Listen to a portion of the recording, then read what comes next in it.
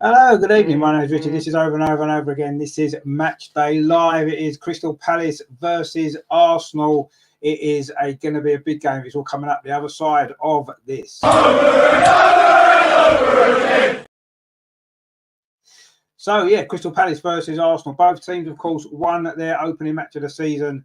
Arsenal struggled a little bit, didn't we, to overcome Nottingham Forest in the end. And, of course, Crystal Palace won away at Sheffield United. In fact, Crystal Palace have only lost 2 games out of 11 since Roy Hodgson came back in March, wasn't it, when Patrick Vieira was sacked, which we obviously all felt a little bit aggrieved about, didn't we? We've got quite a lot of comments in the chat already, actually. We've got Rajandra's in. How you doing, my friend? Good to see you. Hope you're well. We've got Mark in as well. He says, hi. How you doing? And Russ as well. Evening, lads. What's going on with Gabriel? Very good point. I'm going to go through the team news in a minute, which is very, very strange. Nathan as well. How you doing, mate? Good to see you. So, okay, let's get into the team news. And this is how the teams line up tonight then for this big game. So, for Arsenal, there's only one change from the win over Nottingham Forest. It's Aaron Ramsdale in goal. Thomas Partey again looks as though he's going to be the inverted right back. Crazy choice. Ben White, William Saliba, and Tomiyasu is at left back. So, no Kieran Tierney even in the squad. Surely he's out, isn't he? He'll be on his way in this transfer window, you would think. In midfield, then Declan Rice, Captain Martin Odegaard, and Kai Havertz was playing the Xhaka role you probably feel tonight. And then the front three, as it was, Bukayo Saka, Gabriel Martinelli, and Eddie Nketiah as the centre forward. On the bench, then David Raya, Gabriel, as we just mentioned there, only on the bench again. Wow, what is going on there? Jakob Kiwior, Alexander Zinchenko, I'm glad he's not in the team. Jorginho, Fabio Vieira, Emil Smith-Rowe, Reece Nelson, and Trossard. Why Trossard isn't playing is a mystery to me. For Crystal Palace, then, in goal it is Sam Johnson. They're back for Joel Ward, Joachim Anderson, Mark Gay, and Tyrick Mitchell. In midfield, Jefferson Lerma, Sheikh Doucouré, and Jeffrey Schlupp. And there at front three is Ebe Eze,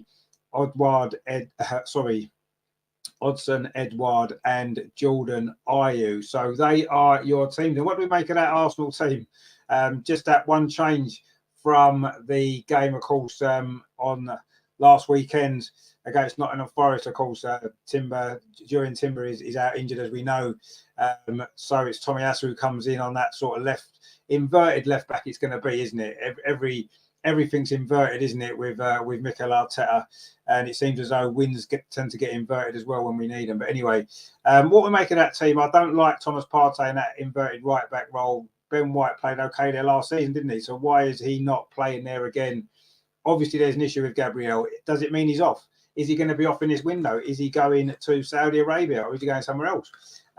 Not quite sure what's happening there. And of course, the other issue, again, as Nathan mentioned there, is the Trossard. Why isn't Trossard playing? Eddie Nketiah is not a title chasing team's centre forward. He's not good enough. I'm sorry. I like Eddie, but for where we are now, which is challenging for titles, which is where we want to be, he's not good enough. How he's playing ahead of Trossard, who was brilliant last season when he played in that position, I do not know. Mikel Arteta, this is the reason why I can't get my head around Mikel Arteta. This is the problem that I've had with him right from the start. These weird, strange decisions that he makes, team selections and other stuff as well. I mean, what is going on with Gabriel? We need to be told what's happening there.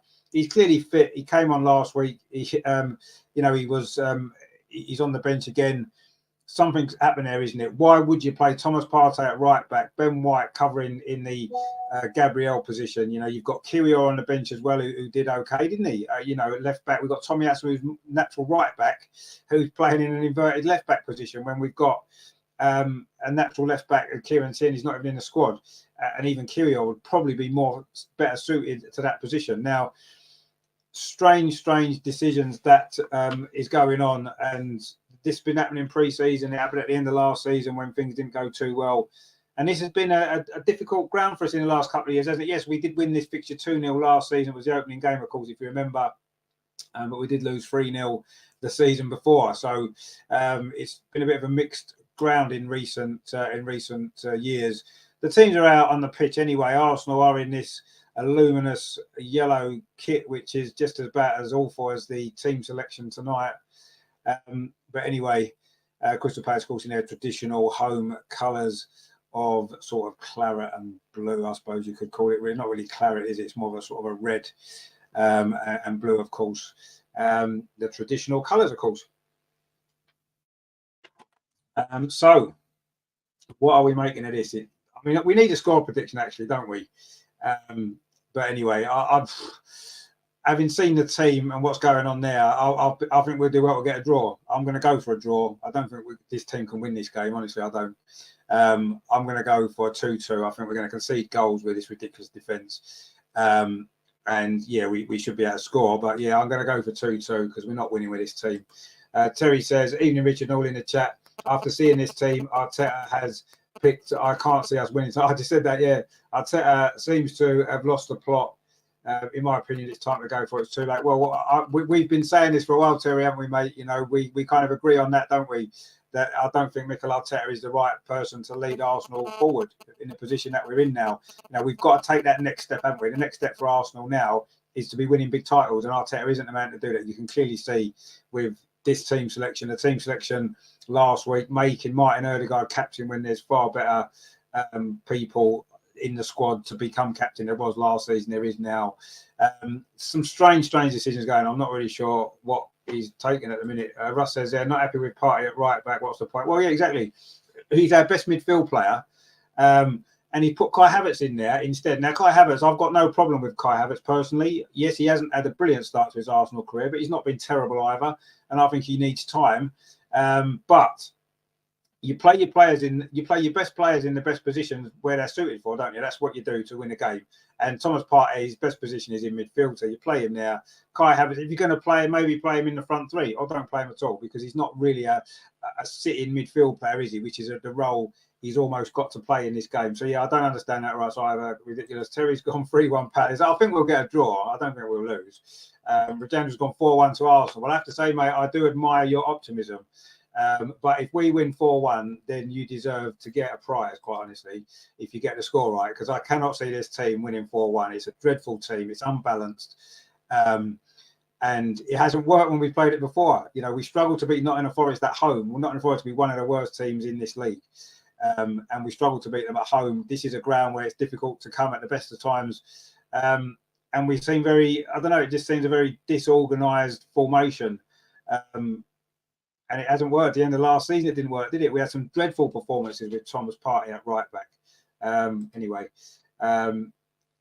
it's not to your liking. Maybe a back three. Yeah, I mean, it may well be a back three. And it well, maybe. Then where does that leave Thomas Partey? He's not a wing back, is he? Where does that leave him? I don't know. You see, it's a strange one, isn't it? Yeah, it may well be a back three, but that tends to be how we play anyway. How we were doing it last season. Ben White would tuck in, wouldn't he? Zinchenko would move into midfield, and it would become a back three. And it's going to be the same, isn't it? It's going to be a back three when we've got possession of the ball. And then when we don't have possession of the ball, we're going to supposed to more drop into a back four, aren't we? So let's see how it works. But Thomas Partey in that position where he is, to me, makes no sense. Makes no sense whatsoever. It hasn't worked. It just hasn't worked. You try it, yes, try it in a game. He's tried it before and it hasn't worked. And yet he's persistent with it. He tried it last week, it didn't work. He had to change it in the end. He's tried it again this week. It's not going to work. You know, if I was right, and Roy Hodgson is a very, very intelligent manager, isn't he? You know, he's been around the block. He knows what it's all about. As soon as he saw that team sheet, he'd be saying, attack Arsenal down that right-hand side. That's what they're going to do. You guarantee that's what they're going to do. Anyway, let's see what happens. Arsenal are going to kick off. We're going to be attacking the goal to our left, which is the Holmesdale Road end at Selhurst Park, for those who are familiar with it. It's a place where I know very well. It's the area where my dad's family were from. So I know the area well, and always been a nice away day. The ground needs a bit of work on it, obviously, but anyway. Terry says that I can see a mass exodus of players wanting to leave if something ain't done so. Well, quite honestly, players that are wanting to leave. You know, Tierney's obviously wanting to go. Gabriel, who knows what's going on with that one, but we'll see.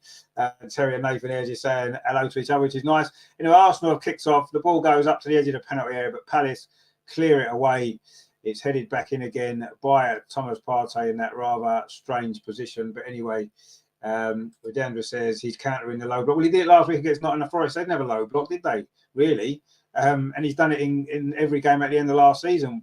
It's just he wants to play this position. He wants to play this formation, and it doesn't work with the players in the position that he's picking him in. Doesn't work. I'm not saying the formation itself doesn't work, because it can do with the right players. It worked last season, didn't it? When Ben White was right back, Gabriel and Saliba, and Zinchenko at left back, which I don't like at left back because he's never at left back, is he?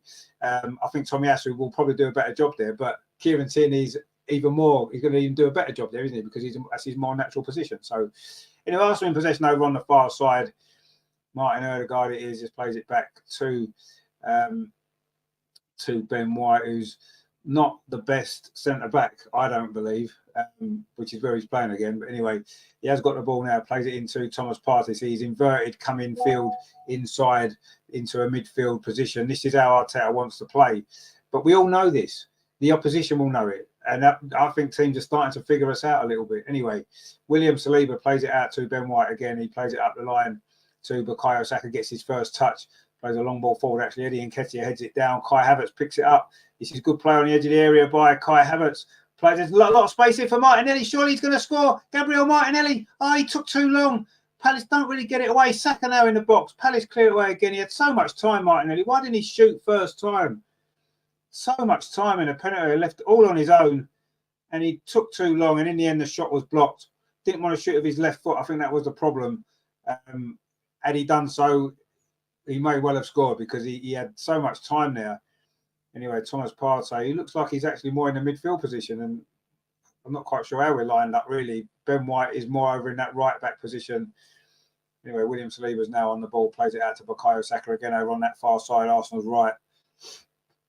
Saka plays it into Martin Ødegaard. Back to Ben White. Have we overloaded the midfield, possibly, with a 3 at the back and then 4 or 5 in midfield? I don't know how it's working at the minute. It's a little bit disjointed, but we've seen him have 3 at the back at the moment. Ben White plays it back to William Saliba, who's in the centre circle. Now he plays it up this near side to Tomiyasu. Good to see him back in the side. He finds Gabriel Martinelli. Didn't really make the most of the opportunity there. He did, of course, score here last season, didn't he? Our opening goal of the season in that 2-0 victory. And we wore a nice pink kit, didn't we? And this time we're wearing this horrible luminous yellow thing, which isn't very nice at all. Anyway, Eddie Nketiah drops deeper, plays the ball out that far side to Bukayo Saka. Bukayo Saka cuts in, does well, holds the ball up, finds Ben White. Arsenal passing the ball well, but quite slowly at the minute. And Ben White again's got the ball midway inside at the Arsenal half over on that far side, plays it back to William Saliba inside at the centre circle. Got a lot of time, the Frenchman plays it back out to Ben White again, looking for an option. He's got Thomas Partey over on that far side. That's a good ball up the line to Bukayo Saka, just on the edge of the penalty. He's now inside the penalty. Saka pulls it back, looking for Eddie Nketiah. It's headed behind by Jordan Ayew. It's going to be the first corner of the game to Arsenal. We've started the game with all the possession and one big chance as well. It's been a reasonably good start to this game from Arsenal, but still trying to just work out exactly who's playing where, because it looks very strange. Terry says, I hope Ramsdale has a blinder tonight. I think he's going to need to. Yeah, I think his days as number 1 are numbered. I think that's obvious. Anyway, it's a corner to Arsenal at the moment. Let's see if we can get an early goal. We've played 4 minutes here at Selhurst Park. Monday night football. It's going to be a corner over on that far side. Bukayo Saka with it, whips it into the near post, headed out by Mark Gay, I think it was. Palace don't really clear it away particularly well. It's come to Martin Ødegaard over on that far side. It's all Arsenal possession at the moment. Bukayo Saka again over on that far side, plays it in field to Thomas Partey. That's not a good ball. And this time Palace can get it away into the Arsenal half, but Aaron Ramsdale's outside his box there. Plenty of time. Put under a little bit of pressure he was there from Hodgson Edouard, but had loads of time to get the ball, find Declan Rice. Now he finds Thomas Partey, plays it out to that far side again. Bukayo Saka seeing a lot of the ball in these early stages, trying to get past Tyrick Mitchell. Those have had quite a few battles in recent years. Some good battles, haven't they, in these fixtures over the years? Saka and Tyrick Mitchell, 2 very good young English players. Good to see them battling it out to get at tonight. And Tyrick Mitchell does well to actually play the ball up the line, but it's gone behind. It is going to be a throw to Crystal Palace on about halfway, just in front of the dugouts over on that far side at Selhurst Park. Aaron Ramsdale in the all-black goalkeeper's kit tonight. It's a big few weeks for him, isn't it? Because you do feel that David Raya hasn't been brought in to be a number 2, in the same way that Ramsdale wasn't brought in to be number 2 to Bernd Leno, was he? It didn't take long, did it, for Mikel Arteta to make that choice? And I don't think it's going to be long for Aaron Ramsdale either. I think if he has one poor game, makes a couple of mistakes as he has done in recent games, then I can see that change happening maybe a bit sooner. But anyway, that was a poor ball there, actually. I think it was Martin Ødegaard. Bukayo Saka couldn't really do a lot with that. It's gone out for a throw to Palace again in front of the dugouts over on that far side. I wonder if Roy Hodgson's going to pick a fight with any of the Arsenal players, of course, after last week's little set to he had with one of the Sheffield United players, didn't he? Anyway, Arsenal are in possession again. Kai Havertz very central in possession for Arsenal. Had a good little spurt at the beginning of the game, didn't he? A nice little run on the edge of the Crystal Palace penalty. And now Tomiyasu on this near side, Arsenal's left, playing as that inverted left back. Declan Rice has dropped in, plays the ball to William Saliba, goes long over on that far side, looking for Bukayo Saka again. This time he's got time to take it down. Lays it back though to Ben White, and now it's back with William Saliba again inside the centre. So it's been all Arsenal possession so far, but just that one big opportunity for Gabriel Martinelli when he just took too long about it, and the chance was closed down. Martinelli's on the ball now though on this near side. He scored a couple of times here at Selhurst Park. He got a goal in 2021 as well near the end of that season. He scored one, didn't he, in a 3-1 victory. Nicolas Pepe scored twice that night as well, didn't he? I wonder what's happened to him. Eddie Nketiah is offside. And it's going to be a free kick to Crystal Palace. We've played 7 minutes here at Selhurst Park. Arsenal nil, well, Crystal Palace nil, sorry, Arsenal nil. All Arsenal possession. Crystal Palace haven't really got in Arsenal's half yet. And there was that one big opportunity which Kai Havertz helped to create for Gabriel Martinelli, but he took too long and the chance went. Terry says there, Raya must be thinking, thank God I'm only on loan if I'd be picking teams like this. Well, I mean, I think David Raya, like all players, when you're not in the starting team, you want to be in the team, don't you? And I'm sure David Raya will want to take his opportunity when it comes along. And I say, I don't think it's going to be very long personally, but we'll see what happens. And I say, if Ramsdale plays well, then of course you keep him in the team, don't you? But I say, I believe Raya's been brought in to take over. Anyway, Crystal Palace coming forward for the first time. Jordan Ayew on his near side. He's got a good record against us. Fires a shot in. Good defending, actually. I think that was William Saliba. It was. Got there, put it out. I think it's a throw. But Jordan Ayew doesn't score many goals, but he tends to get most of them against us, doesn't he? And he had an opportunity there. It was Edouard found him on this near side. Crystal Palace is right. He did well. Got a ball across the box, actually, looking for Edouard making that run. And had William Saliba not got in the way, Edouard would have had a chance to have put Palace ahead anyway. Palace are in possession again. It is Joachim Anderson finds Mark Gay. He scored an own goal in this fixture last season. Arsenal's second goal it was. Bukayo Saka's cross, and Mark Gay put it into his own net, didn't he, to seal that 2-0 victory. Let's see if we can score some of our own goals. So anyway, Mark Gay is now coming forward, wanting to get one at the other end, is he? Finds Decore over on that far side. Now Tyrick Mitchell, but Arsenal dealt with that pretty well, actually. Now Bukayo Saka trying to come forward, but he was shut down there by Jeffrey Schlupp. And Tyrick Mitchell looks as though he got a little knock there, actually, but he's now. And the ball's gone back to Aaron Ramsdale, the Arsenal goalkeeper. The Arsenal number one. He's got number one on his back. Will he still be number one come the end of the season? We shall see anyway. It is Kai Havertz in a deep position, plays it out to that far side to Ben White. No one really forward, so he plays it back square to William Saliba. Arsenal must have had 80% possession in these first 9 minutes without really getting in behind that Crystal Palace defence as yet. Ben White again moving into Crystal Palace half, plays it back though to William Saliba. Arsenal looking fairly comfortable in possession of the ball, but not really doing an awful lot with it. The ball's played up this near side. Gabriel Martinelli plays it back into Kai Havertz. Now it's with Tomiyasu, and now it's back again with William Saliba. Seen a lot of the ball.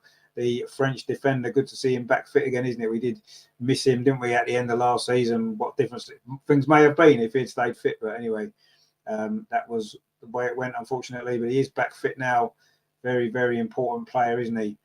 And of course, his partner from last season, Gabriel, on the bench again. Very, very strange goings on there. Anyway, Arsenal are in possession now. Ben White over on that far side. Arsenal's right. Chips the ball up. It's a good ball for Bukayo Saka inside the box. Plays it back into Eddie Nketiah. Couldn't get it under control. And Crystal Palace scrambled the ball clear. Arsenal have picked it up again. Bukayo Saka, you feel that it could be a goal coming for Arsenal. Martin Ødegaard now over on that far side. Plays it back again to Bukayo Saka. Now it's Martin Ødegaard over on that far side. Arsenal's right. Now it's Ben White. Plays it in field to Bukayo Saka. Tries a shot. Similar position to where he scored last week, but that one was far too close to the goalkeeper. Didn't get enough whip, and it was quite comfortable there for Sam Johnson, the Crystal Palace goalkeeper tonight. Also wearing their number one. He's all in purple, actually. Nice purple goalkeeper's kit.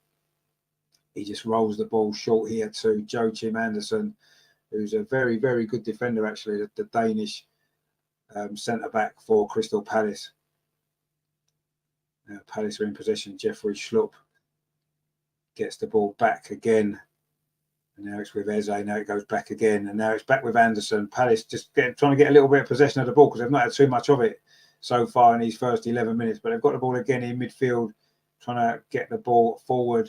Good, strong play there, actually. That was there from Decore, Chick Decore, the Mali international. Good, strong midfield player he is, actually, isn't he?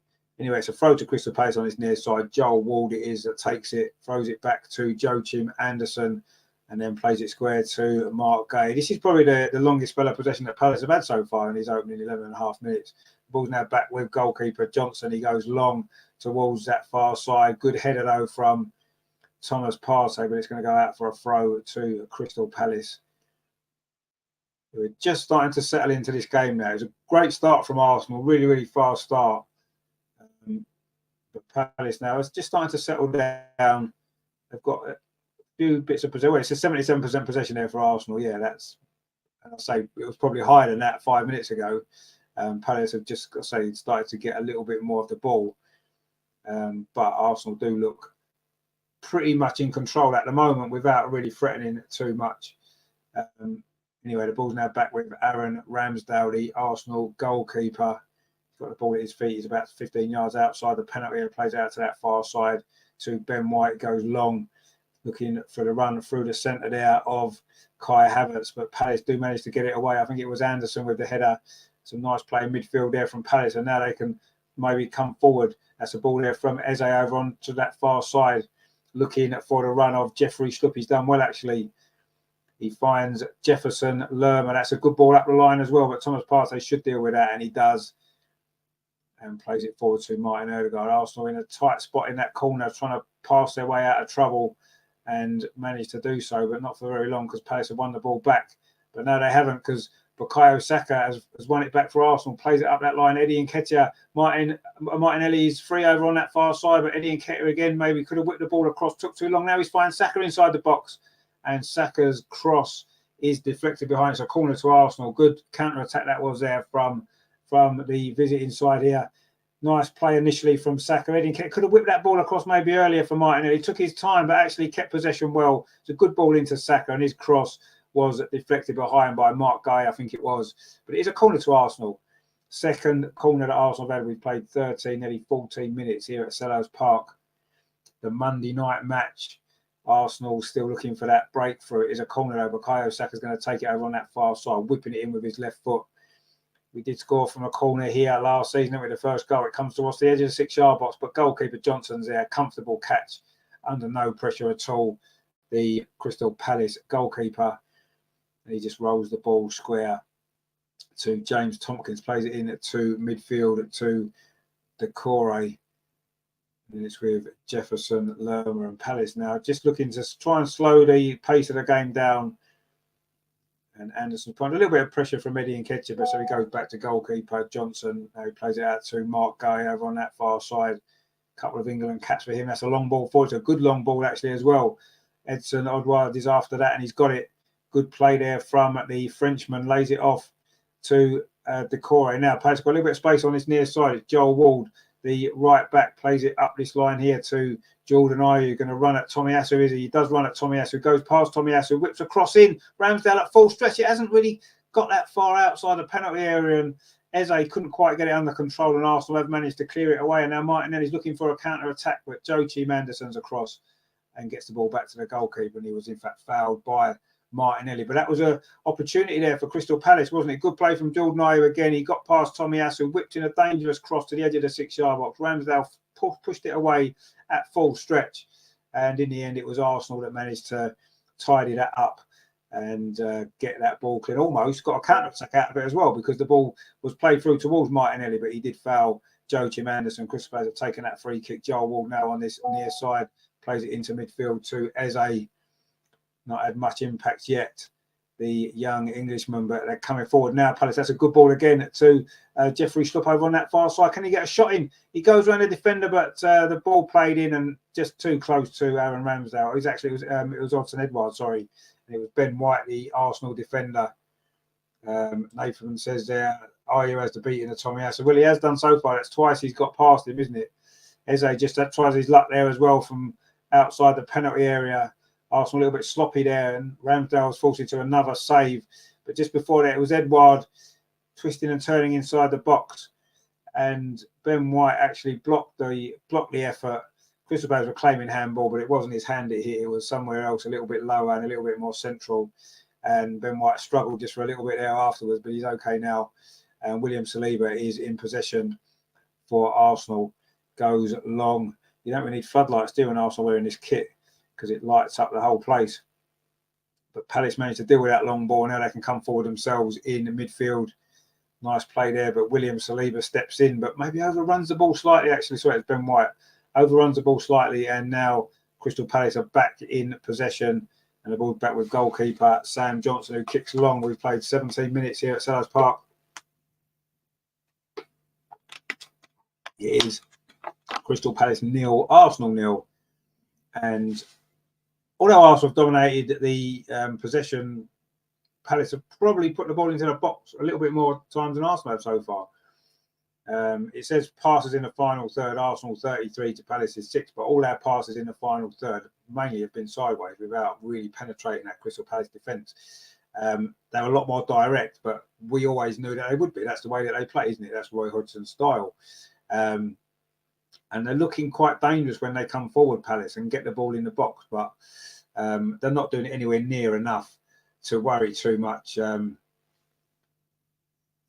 So it says a little bit lower and more central. Well, did I say? I don't know. Anyway, the ball's now played up this near side to Tomiyasu.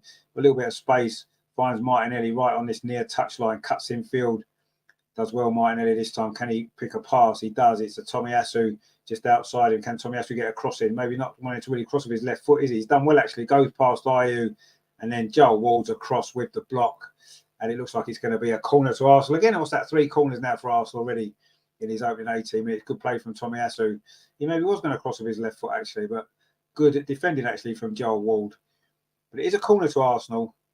And looking to get his first goal coming up to the 19-minute mark in this game. And it's going to be Martinelli this time at the corner on this near side. Arsenal's left, so it's going to be another in-swinger. But Terry said it's not the most riveting of games. No, not really. It's just a lot of Arsenal possession without really causing Crystal Palace too many issues at the minute. But let's see, this corner comes in towards the near post, headed out by Mark Guy. It's going to be another corner to Arsenal. In fact, it was Jefferson Lerma, sorry, at the near post with that header. Former Bournemouth man. A lot of Premier League experience, hasn't he? Jefferson Lerma. It's going to be another corner to Arsenal. Martinelli again, Arsenal's 4th corner already. Whipped in again towards that near post. It's another header away. I think that was by Jefferson Lerma again. Only come out as far as Martinelli on this near side. Gets another cross in towards the edge of the 6-yard box. There's no Arsenal player there, actually.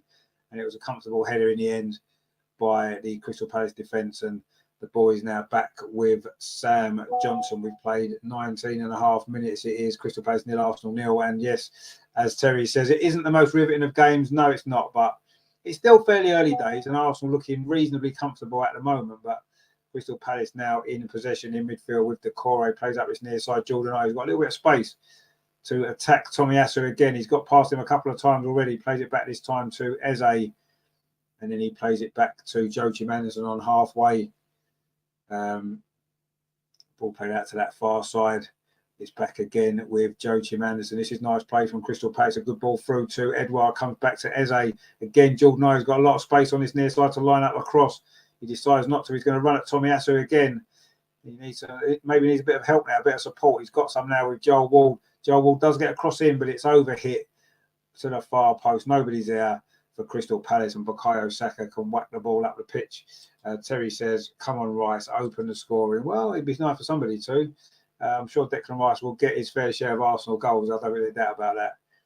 Joachim Andersen now inside the centre circle, plays it forward to Decore, plays it on to Edouard. This is good play from Crystal Palace again. Eze now, a little bit of space. Is he going to try a shot from distance? He does. It hits an Arsenal player, comes out, and a shot comes in again, this time from Decore, but it's always bending wide of that far post.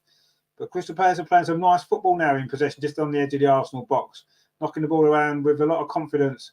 That shot from Decore, though, was very, very far wide of that far post, but they've had a few shots from distance already. I mean, I don't think Ramsdale would have got near it had it been on target, but it was nowhere near the goal, so it was not a problem. And we've played 21 minutes. Arsenal are still being held at 0-0 by Crystal Palace, two teams that did win their opening match last weekend, of course, against two of the teams that met at the weekend, didn't they? Nottingham Forest and Sheffield United. Nottingham Forest won that game with a late goal, and you do feel it's going to be a long season for Sheffield United and probably for Forest as well. I think Forest home form will probably keep them up again, but they're certainly not going to be comfortable, are they? Martinelli now finds that Tomiyasu yet to score for Arsenal, of course, and Kai Havertz, another player who's yet to score for Arsenal, although he's played a lot less games. Tomiyasu now, he's going to line up a shot. As he know he's not. Thought better of it, instead finds Thomas Partey. Now it's back with William Saliba. Nathan says they need to be careful as Palace are growing in confidence. Yeah, they are. They're growing in confidence because they've had the ball, haven't they, for a bit. They've had a couple of good passing movements, and they've got some possession, which they didn't have in the first 10 minutes, really, did they? So, yeah, of course they're growing in confidence. So, but every game, every team can have a spell of possession, aren't they? You know, we'd expect Palace to have a good spell in the game, a couple of good spells potentially. We just got to make sure that we get through those spells and do the best that we can to keep them at bay and then make the most of our opportunities. But so far, we haven't really created too many of them, have we? Just that one real big chance for Martinelli very, very early on. Anyway, Martin Odegaard now looking to try to make something happen, finds Tomiyasu on this near side. He's got Martinelli outside him. Martinelli gets the ball, cuts in field, trying to get it onto that right foot. Inverted wingers, inverted fullbacks, inverted everything. I'd quite like to see some natural players playing in their natural positions, but maybe I'm just old-fashioned. Anyway, Tomiyasu now a right back playing at left back, finds Martinelli. That's a good ball square to Declan Rice.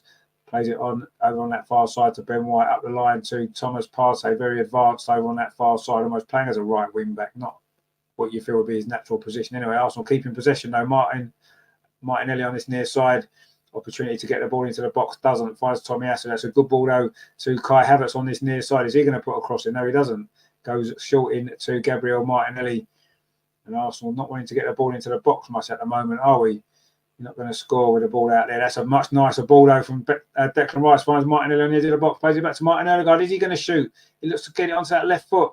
Still not going to get a shot away. He's gone very wide now. Comes back to Martinelli to Kai Havertz. Sorry, now it's with Tomiyasu. Finds Kai Havertz again. Had a reasonably good start to this game. Kai Havertz finds Tomiyasu again over on that far side. It's a ball into the box this time. A terrible touch that was from Eddie Nketiah, I believe. And that attack came to nothing. Terry says, have you noticed Arteta ain't out shouting as usual? Surely you can't be happy with this. Well, I mean, he's not allowed to come out anymore, is he? Because they've got this new rule in place, haven't they? And maybe he wants to sit down tonight. Anyway, that's a good long ball again up this near side. Finds Gabriel Martinelli having a little Palace defence, cuts him inside, just inside the penalty area, forced out again. Tomiyasu slips over the ball actually, and now Jordan Ayew's going to run at this Arsenal defence as he's done lots of times in the past, hasn't he? But he's just held up. He didn't really have any other options there. No Crystal Palace player went ahead of him, and he had to play it back. But Crystal Palace have taken the sting out of that Arsenal attack.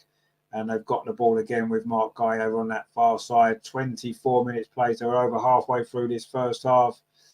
Not too many goal scoring opportunities. In fact, neither goalkeepers really had a save to make. Aaron Ramsdale was forced to push a cross away. And Sam Johnson hasn't had a save to make, has he, so far, after nearly 25 minutes. Anyway, Joel Ward now is coming forward for Crystal Palace. He's got Ayew outside him in a little bit of space. He finds Jordan Ayew. First time cross towards the 6-yard box, but it's far too close to Aaron Ramsdale. And there you go. It was a nice, comfortable catch. It's thrown out to that far side to Thomas Partey, bringing the ball up to halfway. Finds Bukayo Saka. And he plays it back to William Saliba. Arsenal just keeping comfortable possession without really hurting Crystal Palace, as I said. But we're coming forward again on this near side. Gabriel Martinelli plays it back to Tomiyasu. Fit now in the team. Bit of space here for William Saliba. Plays it out to that far side. Bukayo Saka. Is he going to have a run at Mitchell? Just on the edge of the Crystal Palace penalty. Gets a cross into the edge of the 6-yard box. Headed away by Joe Chimanderson. Only comes as far as Declan Rice. Good take there from the Arsenal record signing. Finds Gabriel Martinelli on this near side. Cuts back inside. He's going to put a cross in. No, he's not. He just finds Declan Rice. Wearing number 41, of course. Plays it into Eddie Nketiah. Turns away past a couple of players there, Eddie Nketiah. And then is he brought down there by Joel Ward? He looked like he looked at the referee, who's David Coote, wasn't interested. And it didn't look like a penalty, if we're totally honest. And Arsenal trying to win the ball back, but Jordan Ayew's done well. And there's an injury there. So is it Kai Havertz has gone down? In fact, it's a yellow card for Jordan Ayew. I think it might be the first yellow card of the game. The yellow card is very similar in colour to Arsenal's shirt, isn't it? It was a good tackle, first of all, by Declan Rice. And then Jordan Ayew was a little bit late there on Kai Havertz. That's what he's got his yellow card for. Left his foot in. And he's speaking to the referee, but it's not going to. The referee's not going to change his mind, is he? He's given a yellow card to the Ghanaian, and it might keep him quiet for a little while, mightn't it? A few Crystal Palace players here in conversation. Just looking at that Eddie Nketiah. No, I think Eddie slipped over, actually.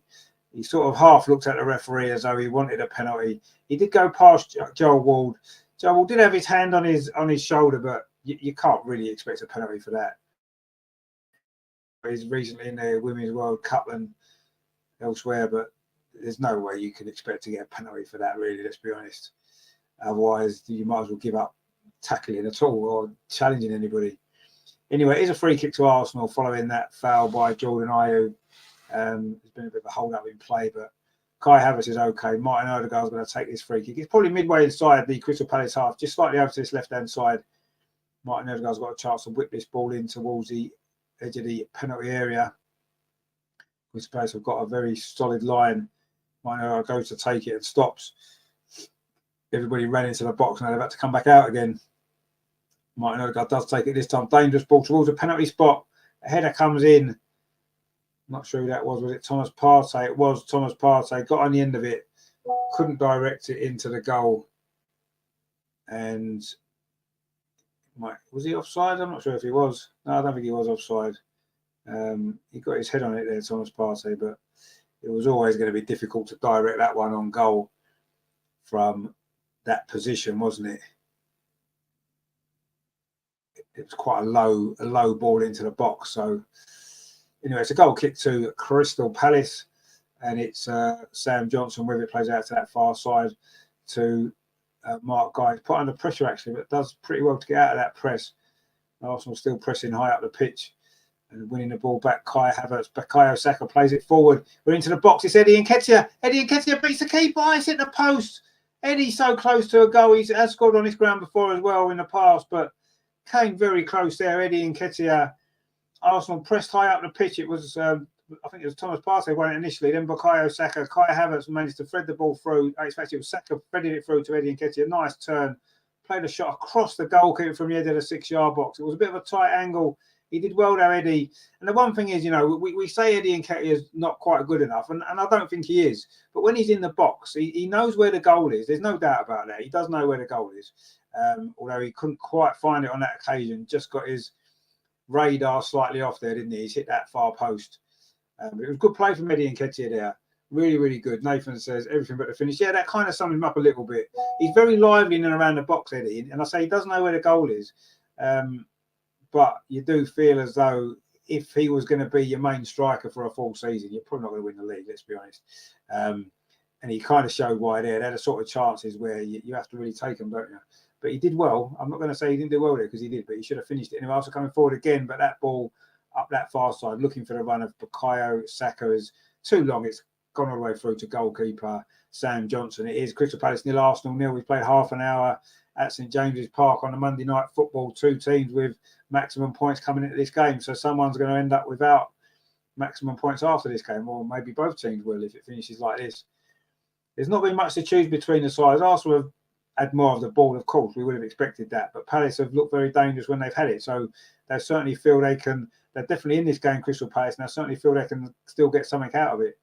You know, Ramsdale gets the ball there. a little bit of pressure there from Edouard, but he's managed to get the ball clear, and Crystal Palace should tidy this up over on that far side. Bukayo Saka's done well, actually, battling again with Tyreek Mitchell and wins the free kick.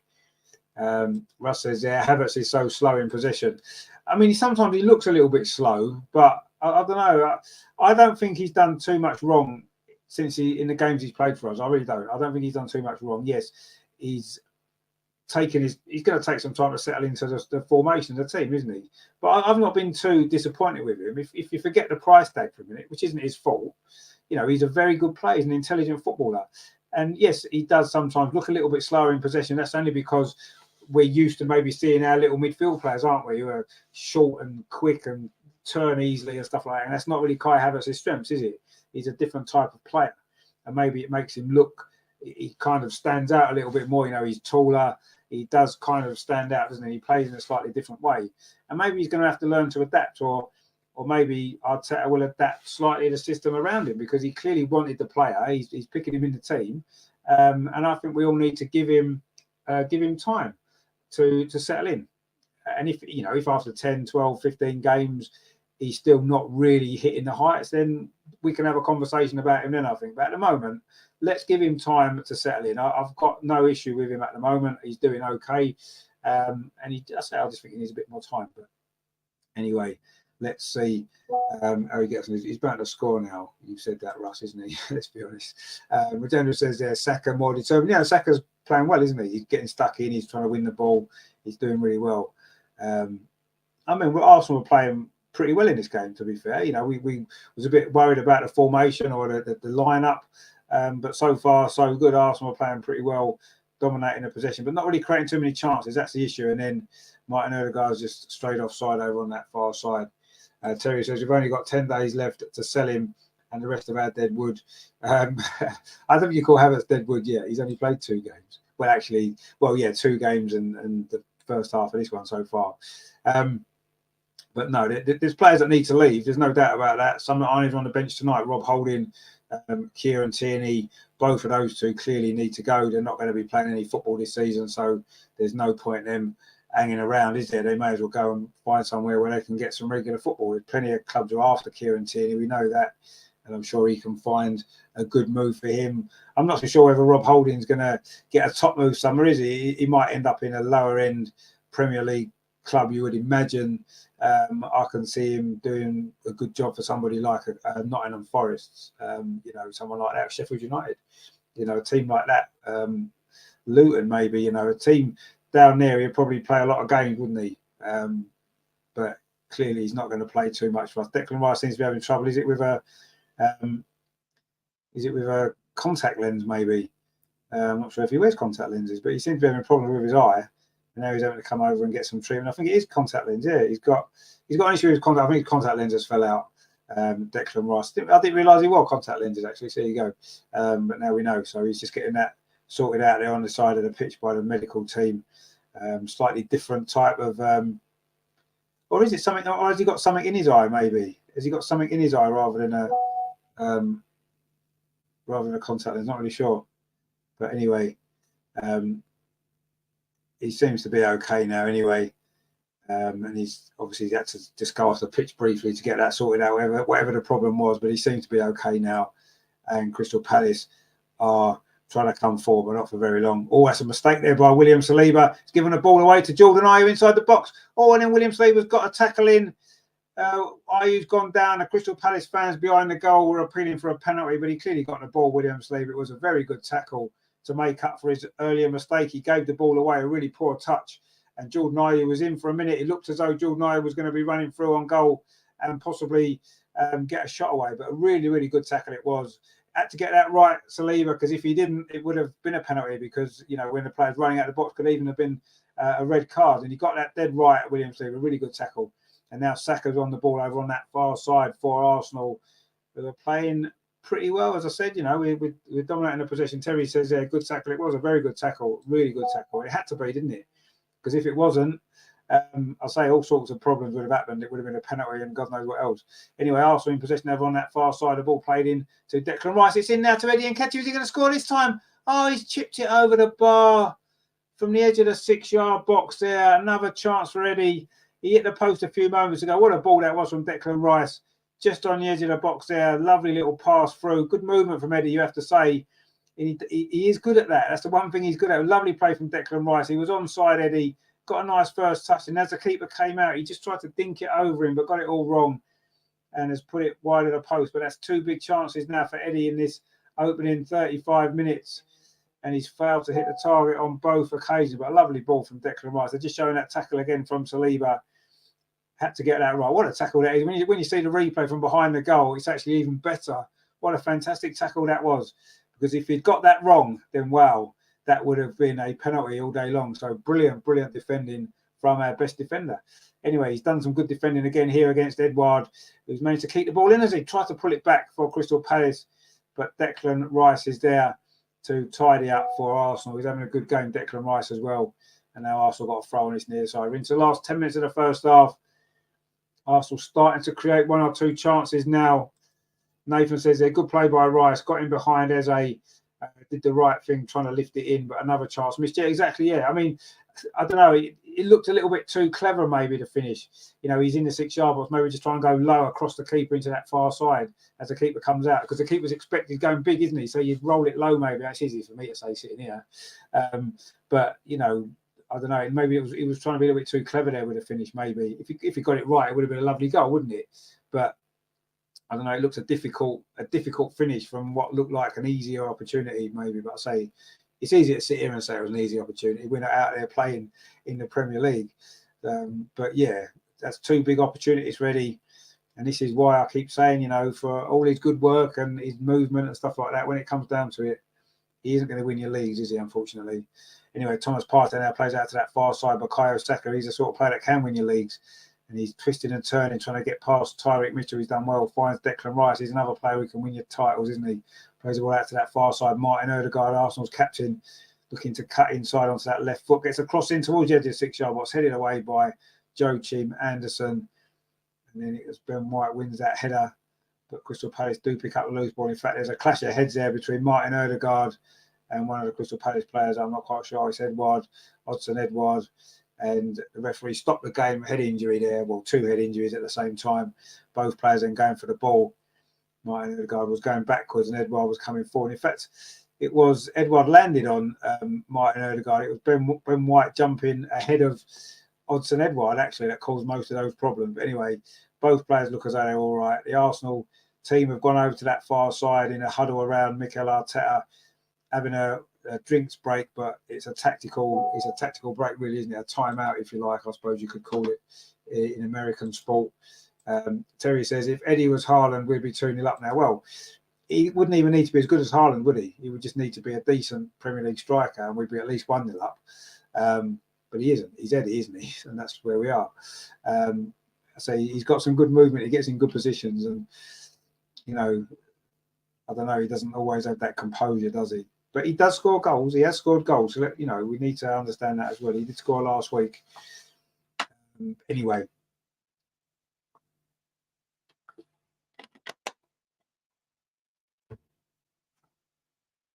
We've played 39 minutes here at Selhurst Park. It is Crystal Palace 0, Arsenal 0. Not an awful lot in it, really. Arsenal have dominated the possession. But Crystal Palace have had their moments as well. They're coming forward now looking for another one. But actually, Edouard's done well. He's done really well. Look at and then the referee's given a free kick. He was a bit unlucky there, I thought, actually, the Frenchman there. Thought he was just a bit strong. Anyway, Arsenal now coming forward quickly. Martinelli on this near side. He had Arsenal's best chance, really, didn't he? That very early opportunity, which he didn't take. Rajendra says Haaland missed 2 on Saturday. Well, of course, no striker scores every opportunity, do they? But Haaland scored 54 goals last season. So he's going to miss a few, isn't he? But who would you rather have as your striker? Well, it's a no-brainer, is it, to be honest? I mean, Eddie wouldn't get a regular game in any of the top 6 teams, would he, as their striker? So there you go. That kind of sums it up. Anyway, Saka now over on that far side. You watch Eddie score now. Saka's done well. Gets a shot away, but it's over the crossbar. He's always looking, isn't he, on that right-hand side, Bukayo Saka. He's always trying to cut inside, get it onto that left foot and get a shot away. He's been so successful doing that. He got a great goal last week, and he's tried to do it again now. And he managed to get the shot away, but he couldn't get the curl on it, and it went high and wide. And it's a goal kick to Crystal Palace. And we're into the last 5 minutes of this first half. There'll be a little bit of stoppage time, won't there? Because there's that little hold up there where that head injury, Declan Rice had to get a little bit of treatment for his eye, didn't he? And this is Bukayo Saka's 82nd Premier League appearance in a row. He hasn't started all of those games. He's come on as a sub a couple of times, hasn't he?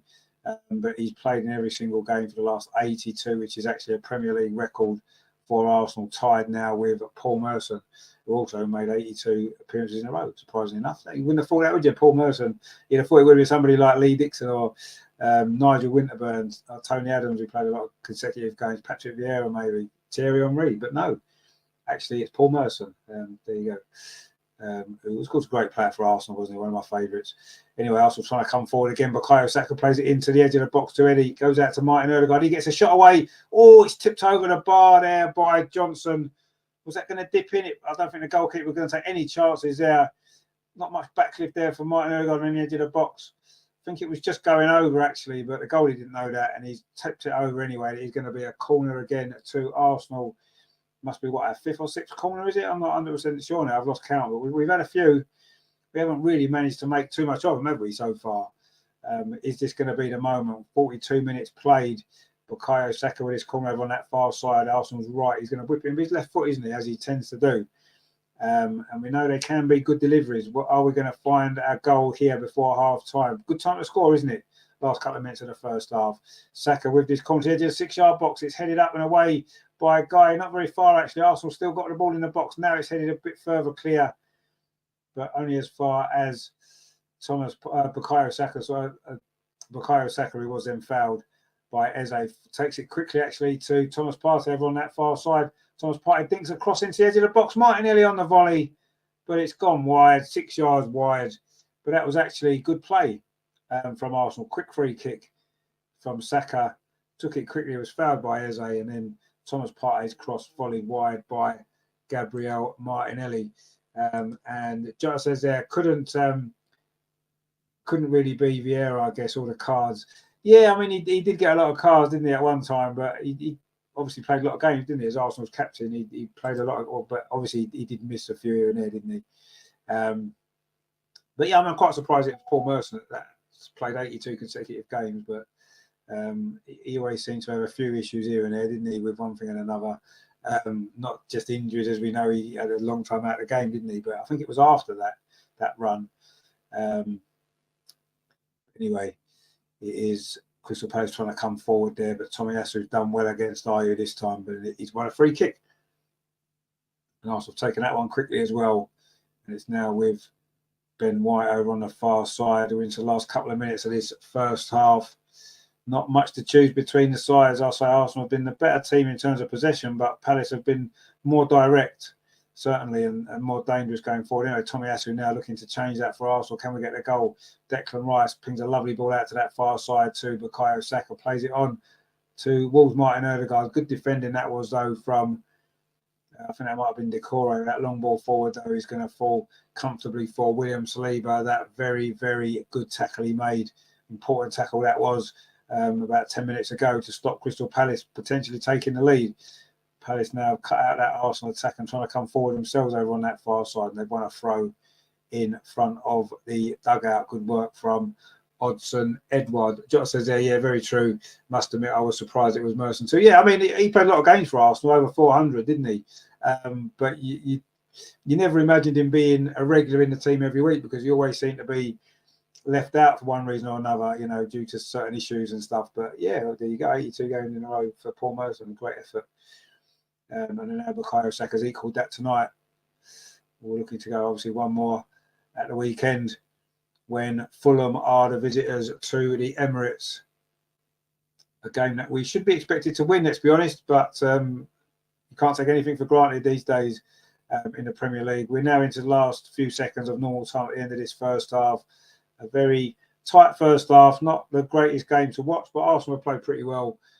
We've knocked the ball around well without really creating too many clear opportunities. Eddie had a couple, didn't he, as we've said. And Martin Ødegaard just had one tipped over the bar as well. But we've got 2 minutes of stoppage time to play now. And Arsenal coming forward again. Tomiyasu on this near side. He's played well, hasn't he, Tomiyasu? and he plays the ball in field to Thomas Partey, just lays it off to William Saliba. Arsenal looking to get a breakthrough before half-time. So it's a very good time to score if we can find one. Bukayo Saka plays the ball into the box. Eddie turns away from Mark Guy. Good defending, though, from the Crystal Palace man, but the ball comes out to Martin Ødegaard over on that far side. Finds Bukayo Saka.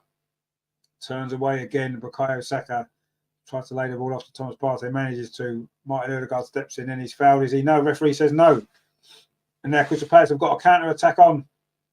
They're committing men forward here. Could be an opportunity for Palace. Ball played into Eze inside the box. He's still got round 2 players. He's gone down looking for a penalty. The Crystal Palace fans were screaming for a penalty behind the goal. But again, I don't think it was.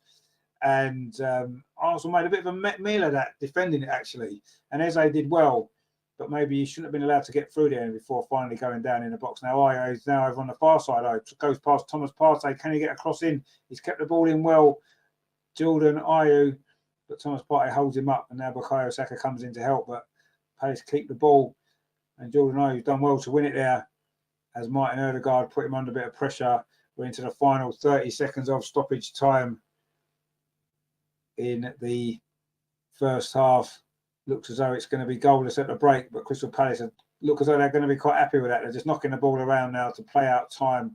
We've played the 2 minutes of stoppage time, and Palace actually now trying to come forward with the Decore. Does well, finds Jefferson Lerma, plays the ball out to this near side to Joel Ward, and there goes the half-time whistle. It is Crystal Palace 0, Arsenal 0, and Arsenal in the end created some chances, didn't they? Eddie hit the post, fired one over the crossbar. Saka had a couple of efforts from the edge of the box. Martin Ødegaard forced a save out of Sam Johnson as well. At the other end, Palace have had their moments as well coming forward without really threatening to score a goal much themselves. So, yeah, it's been a tight game. Arsenal in control in possession-wise, but certainly Crystal Palace aren't out of this game at all. They'll certainly feel they can still get something from it. And at half-time at Selhurst Park, it is at Crystal Palace 0, Arsenal 0. What do we make of that then? It was okay, wasn't it? Arsenal played reasonably well. Not brilliant, but not terrible. And Crystal Palace, I'll say, have been a lot more direct, haven't they?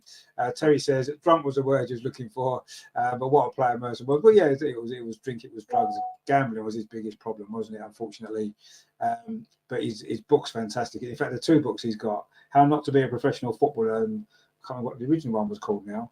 I've got them both on my bookshelf behind there, but yeah, a great player, no doubt about that. One of my all-time favourites. Regenda says David O'Leary. Yeah, David O'Leary's got the record appearances, not consecutive. And, of course, most of his were in the Football League before the Premier League started. To me, it shouldn't make any difference. It's the same competition, but they were talking about consecutive games. I don't think David O'Leary played 82 consecutive games, did he? Out of his 700 and whatever he played. But, yeah, he's got the most overall appearances there for Arsenal. Yeah, I think it's 770 something like that. I can't remember the exact total, but it's a lot. He played a lot of games, didn't he? Absolute legend he was, David O'Leary. And he didn't do badly as a manager, did he, at Leeds? I always felt at that time that he was always going to come back and manage Arsenal, maybe. But I don't know, he did all right at Aston Villa, did all right at Leeds, and then not really sure what happened after that, because he didn't become a manager again, did he? But yeah, you always felt he was like a natural progression for him to be Arsenal manager, didn't you, after the playing career he'd had? But it wasn't to be, was it? And that's the way it goes sometimes, isn't it? But a great player, of course, an absolute legend, and a great guy as well.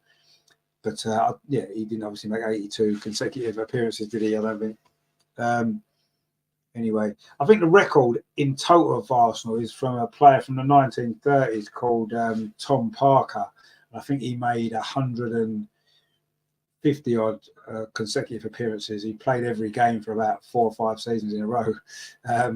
So, of course, in them days, there were no subs. So all of his games, he started them all, probably finished them all as well.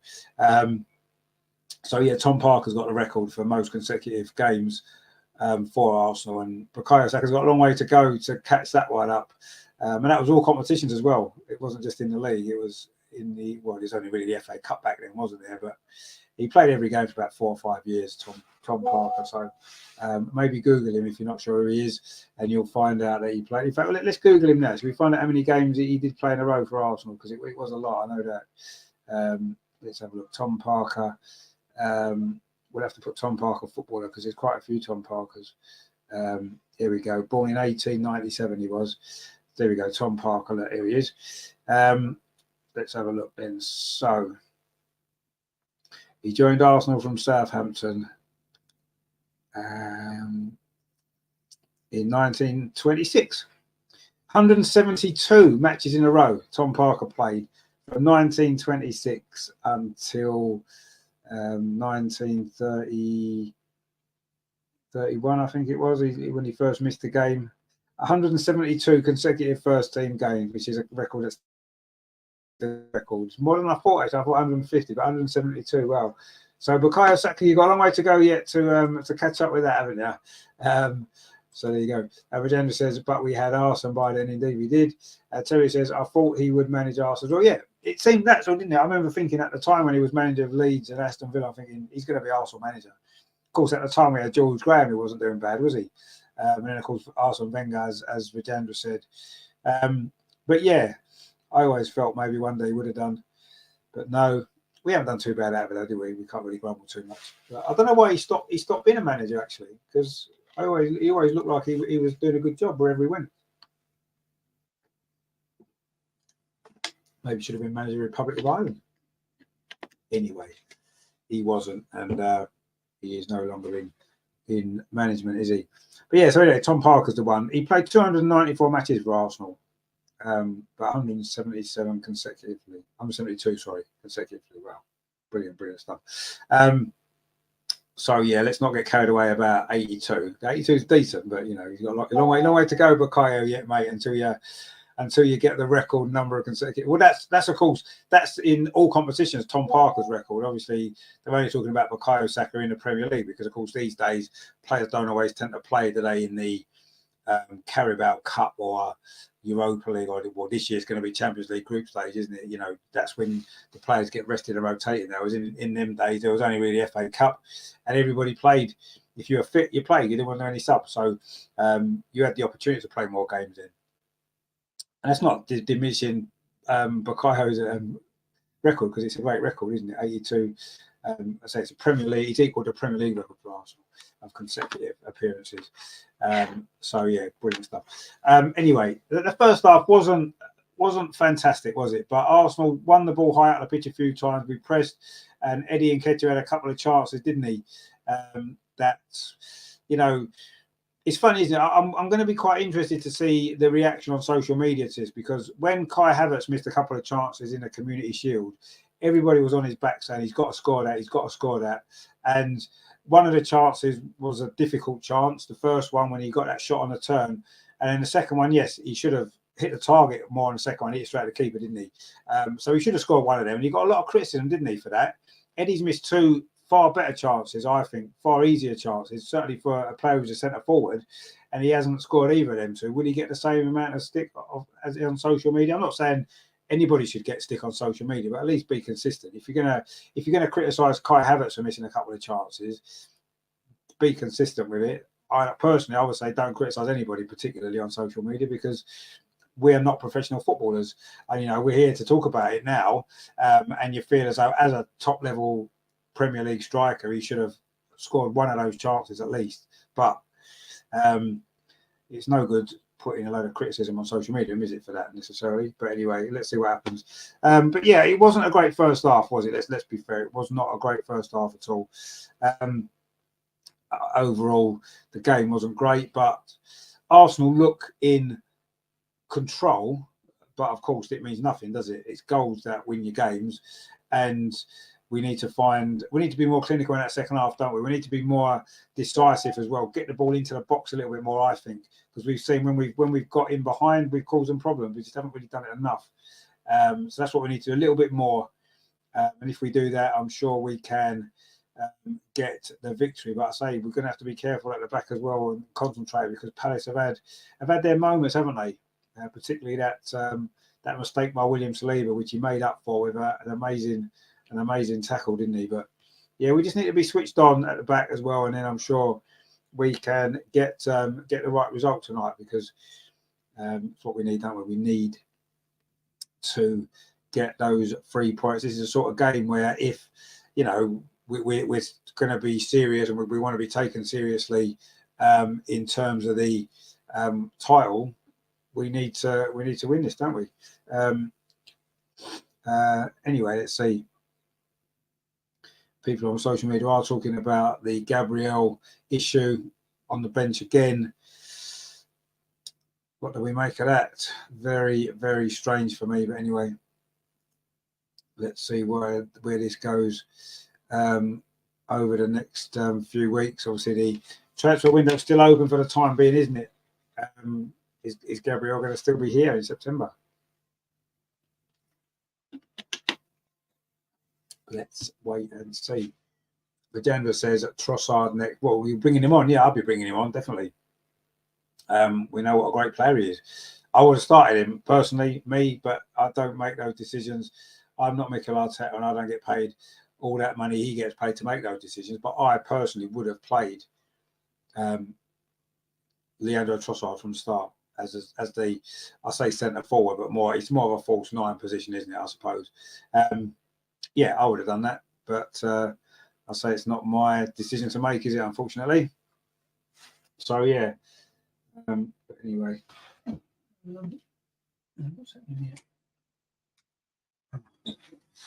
I didn't have any plugs. I didn't have any plugs switched on. That was a bit dangerous, wasn't it? Because my laptop would have run out. I wonder why the battery was going a bit flat. Anyway, that's that sorted out. So yeah, I mean, let's get this win in this second half, you know, because we've been the better team. But being a better team doesn't matter if you don't win the game, does it? Regina says Martinelli looked below par. Yeah, he's not looked great, has he? I think that early chance he had kind of summed up his maybe his season so far. He's not quite sharp enough, was he? He took too long about it and lost the opportunity. And yeah, maybe that's where he is at the minute. Nathan says he agrees. Yeah, I think we probably do agree. All agree with that. Martinelli's not been at his best. Would it be him to go off then, maybe? Is that what we're thinking? Martinelli go off, Trossard come on, because, of course, Trossard can play in that left-handed side position, can't he? That could be an option, couldn't it? You know, we've got Smith Rowe on the bench. He can play in that position as well. Reece Nelson, he's on the bench, isn't he? Now, we know how good Reece Nelson can be. He's done some great things last season, didn't he? Some goals that he scored and stuff. So he's another option, isn't he? So, yeah. We've got options there. Let's be honest, we have. So let's see what the second half brings. And knowing Arteta, he won't make any substitution until the last 5 minutes, like he generally does. He doesn't like to change things too much, does he? He doesn't like to change his starting lineup too much, and he doesn't like to change the substitutions too early on in the game unless he really has to. So I'm not expecting any changes at half time, but let's see whether or not he will do something in the second half. And see what happens. But yeah, we need to find something, don't we? Because I mean, a draw away from home is never a bad result, is it? I suppose, against anybody, especially Crystal Palace, which is a difficult place to come. But yeah, it's. I feel as though it's a game that we need to win. You know, would our Man City going to come to Crystal Palace and win? Yes, potentially they will, won't they? So that's how we need to judge ourselves, don't we? We need to judge ourselves on the teams that we want to be competing against at the top of the league, don't we? So Man City are that team. So yeah, they would probably win this game. We need to win this game. And then that will be a good start, won't it? 2 wins out of 2. And we'll be massive favourites to beat Fulham at the weekend as well, as we know. So yeah, let's get this done in the second half. And let's see where it goes from there. But we're going to have to maybe do a little bit better, aren't we, than we did in that first half. We're going to have to, in that final third, we're just going to have to be a little bit better, aren't we? A little bit sharper, and then hopefully we'll be able to get the goal. I think the first goal in this game is, I know we say that most weeks, the first goal in most games is important, isn't it? But I do feel in this game, the way it's shaping up, I think the first goal is going to be really important, isn't it? So let's hope it's us that get it. But we shall see we'll be getting ready for the second half very soon, I would imagine, because it's gone 9 o'clock. Must be time for the second half, mustn't it? So we'll see. I say, will Arsenal make any changes? That's going to be interesting, isn't it? I don't think they will at half time, personally. But we will see. So they're just showing the games they're showing in the WSL opening weekend. Of course, the World Cup final yesterday didn't quite go as we hoped for, did it, in the end? Disappointing result for the Lionesses. Disappointing performance, actually, as well, I think. But they did well, didn't they? They're an inspiration, and they're all legends, aren't they? Let's be honest. But yeah, let's hope that we can come back and win it at some stage, because, you know,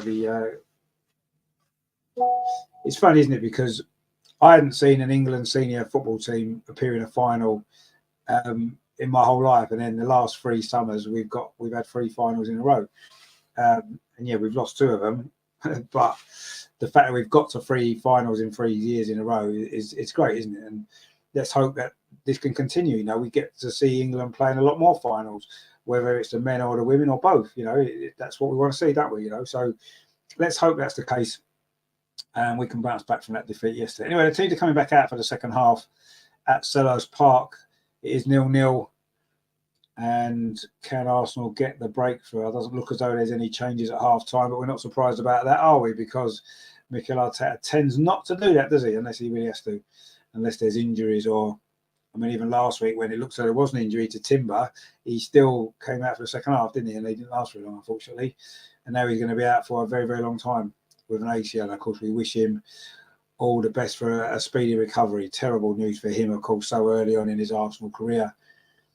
But I say we've got plenty of cover in that area, so I think as a team we're pretty covered. It's just obviously him individually that we all feel really sorry for. Anyway, the second half is about to kick off. Crystal Palace are going to be restarting the game. They are attacking the goal to our left in this second half, of course, wearing their red and blue shirts, blue shorts and blue socks. Arsenal in this luminous yellow Islington type style map with the blue kind of mapping on it, and dark blue shorts and yellow socks, which is, I still don't like it, I've got to be honest, but anyway, I'm sure we'll get used to it as the season goes on. Anyway, Palace on the front foot at the start of the second half.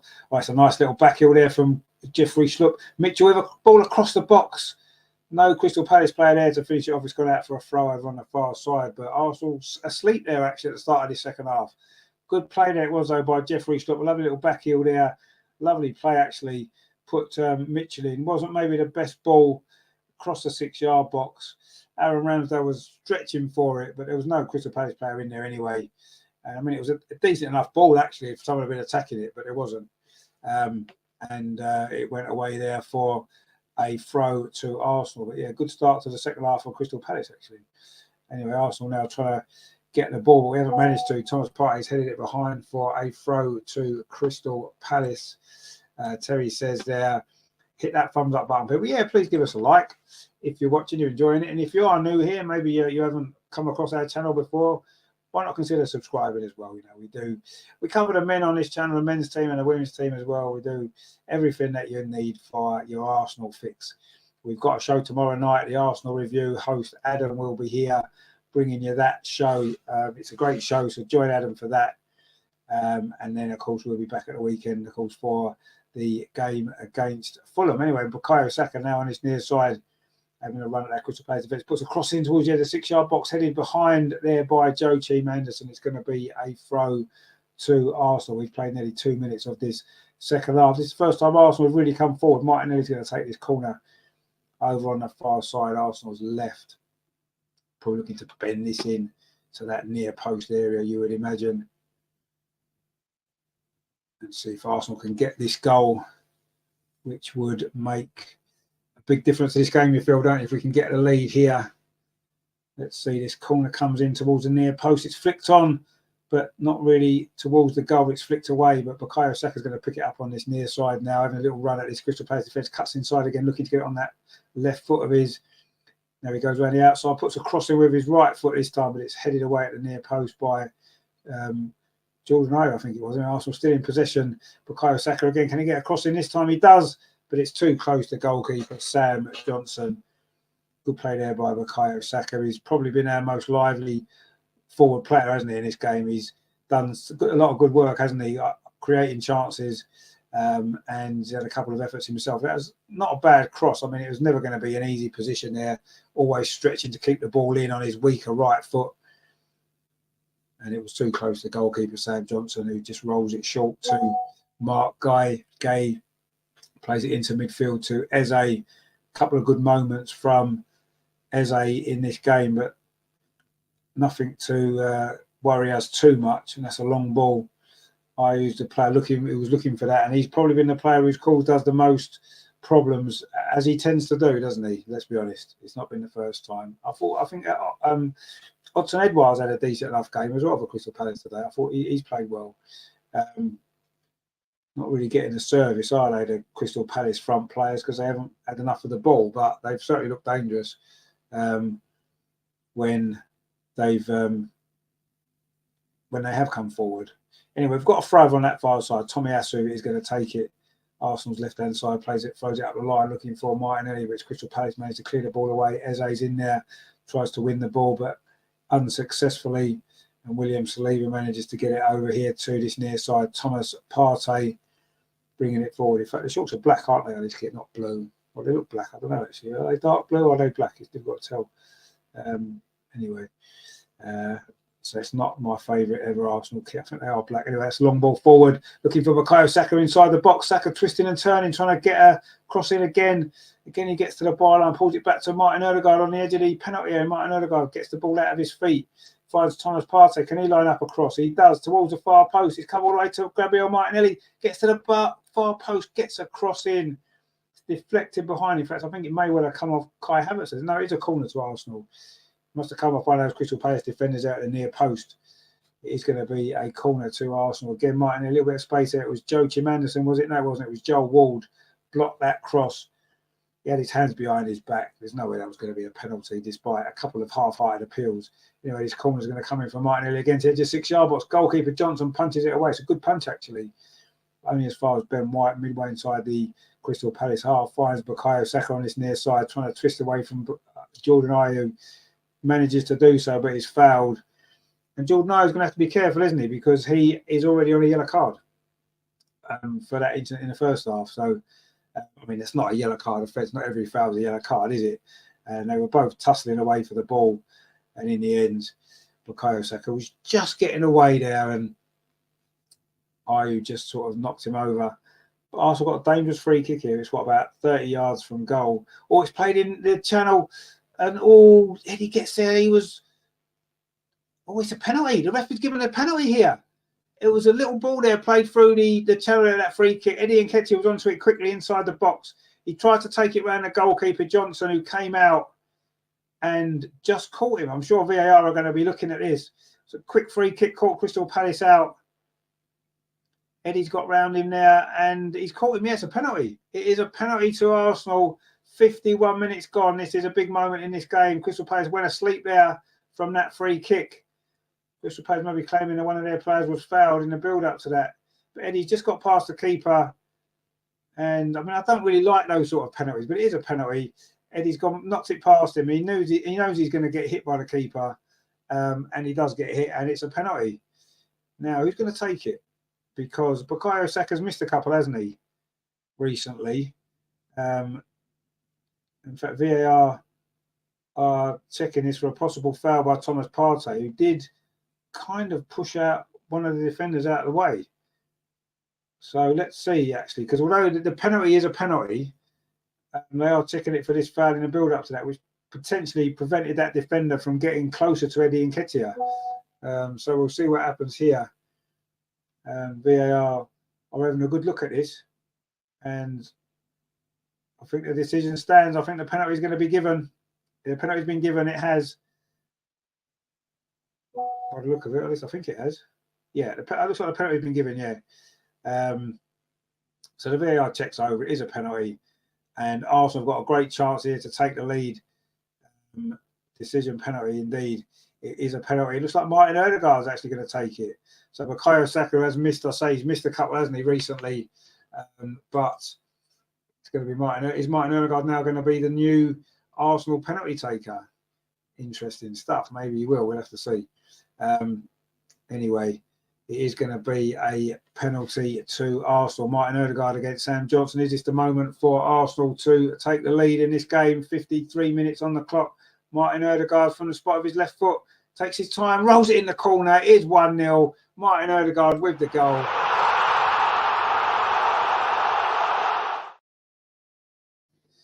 And we haven't played this for a while on the show. We're going to play it now.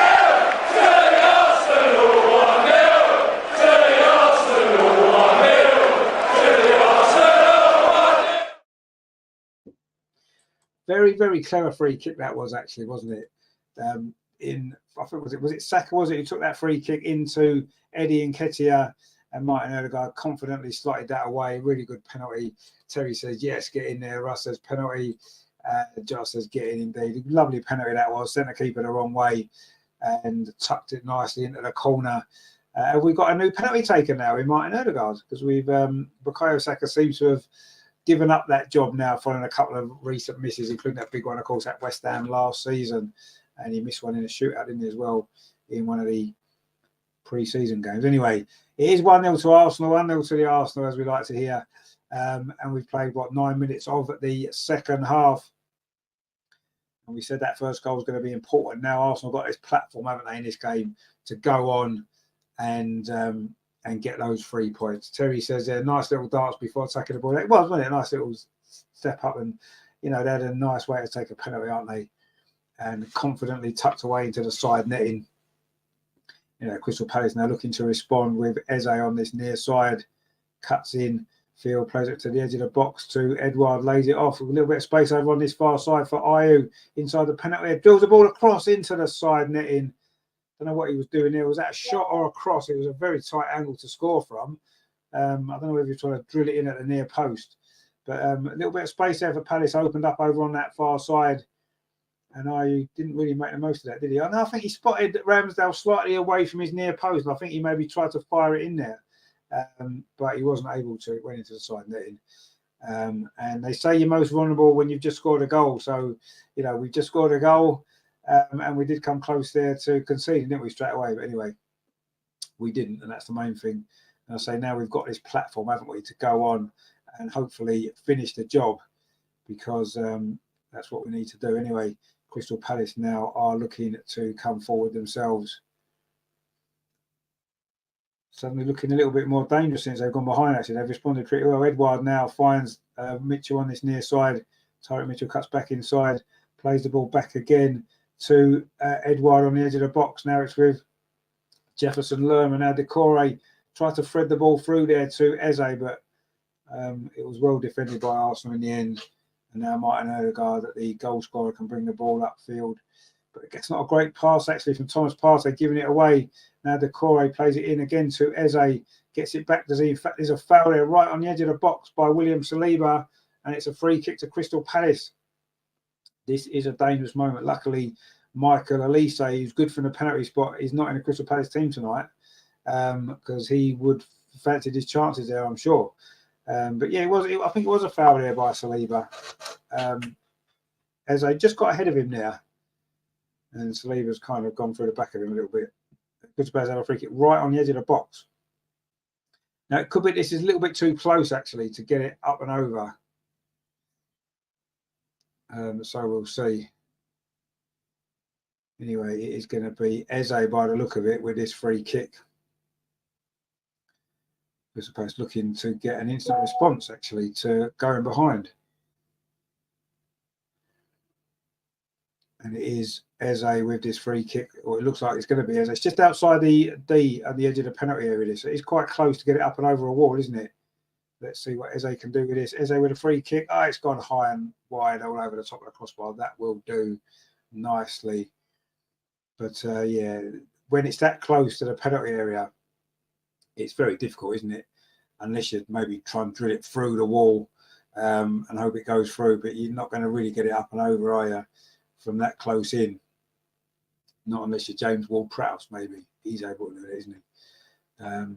Anyway, it's a goal kick to Arsenal, which they've taken. Aaron Ramsdale plays it short to Declan Rice. Now it's with William Saliba finds Ben White on this near side. Crystal Palace 0, Arsenal 1. The penalty from Martin Odegaard about 5 minutes ago. Foul on Eddie Nketiah by the goalkeeper Sam Johnson, and Eddie's just given away a free kick. And Palace now in possession. Joachim Anderson plays a long ball over the top, looking for the run of Jeffrey Schlupp, but he's not going to get there. Thomas Partey sees that behind for a goal kick to Arsenal. We're coming up to the hour mark at Selhurst Park. Arsenal with the lead, and you have to say, on the balance of play, we deserve to be in front. It's been a difficult game. You know, it's been a struggle at times, but we've got the goal, and yeah, I think it's a deserved lead for Arsenal, but we definitely need a second goal, don't we? Because Crystal Palace have certainly had moments in this game, and you know, you certainly feel as though they've probably got a goal in them. So I think we need a second goal to just settle us down and just finish this off, really, don't we? But let's see what happens. It is a throw though to Arsenal over on that far side. Arsenal's left. Tomiyasu is going to take this. Throws it up the line, but in fact, it's a yellow card. A yellow card for Tomiyasu. Is that for time wasting? I mean, he did seem to take a bit of time over that throw. Maybe he was looking for some options, and he's been booked for time wasting, which is one of these new rules, isn't it? That the start of every season, you get a load of stupid yellow cards and red cards, don't you, for stuff, because they bring new rules in. And then after about 5 or 6 games, it just stops because no one can be bothered to. The referees can't be bothered to keep going with the same rules anymore, can they? It seems, but. I'm sure these new rules will soon settle down. But yeah, Tomiyasu got a yellow card there for time wasting. We've not even played an hour. So quite why the referee would think anybody would time waste when there's only an hour played, not even an hour played, seems ridiculous, doesn't it? You time waste in the last 5 minutes. That's when you want to be booking players for doing it, not with half an hour to go. Anyway, I say it's a new thing, so I'm sure it won't be happening in a few weeks' time. You know, that ball's played up the line by Crystal Palace up that far side, but no one's there for them. And it's going to run through to Aaron Ramsdale, who's quite a long way outside his box. Just got loads of time on the ball, plays it into Thomas Partey. Now it's with Ben White. Just coming up towards the centre circle, but plays it back instead to Thomas Partey. Very, very slow pace now. He gets the ball out instead to that far side to Ben White, plays it into Declan Rice. Goes past a couple of players. Played the ball forward. They're looking for Gabriel Martinelli, but Palace actually deal with that. And now it's Eze.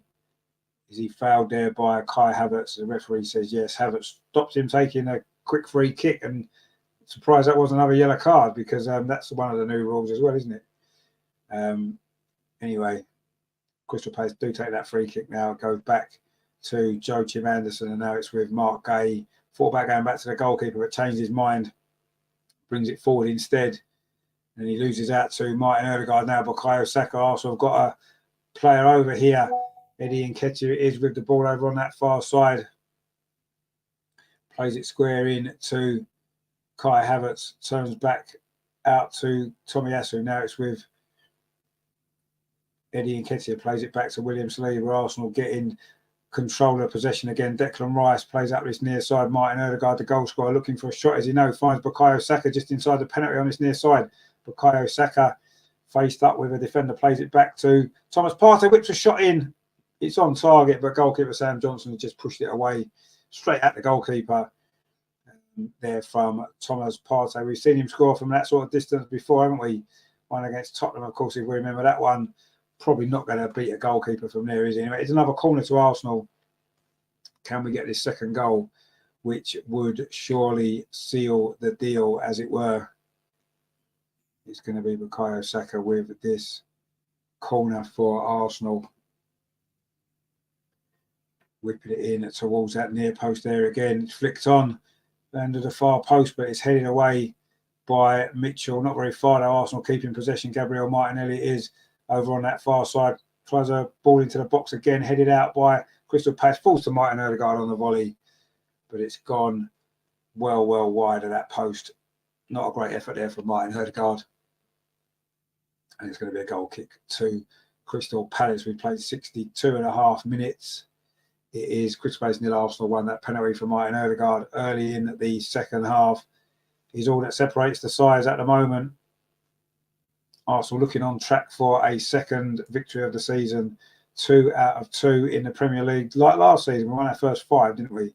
Before losing at Manchester United. Of course, we play Manchester United in a couple of weeks' time, don't we? This time we're playing them at home. Of course, it was at Old Trafford last year where we lost our first game. This game's not won yet, though. There's still plenty of time for Crystal Palace. And I say you do feel Arsenal do need a second goal just to really seal the deal, maybe. William Saliba now just outside the centre circle finds Ben White over on that far side. Tomiyasu over on that far side. Gets it back again. Thomas Partey now. Ben White does have the ball on this near side. Finds Bukayo Saka. Got Mitchell in front of him, so plays it back again to William Saliba inside at the centre circle. Now it's with Tomiyasu again over on that far side. Also, just slowing it down. Sensible, really, isn't it? We don't need to take too many risks at the moment.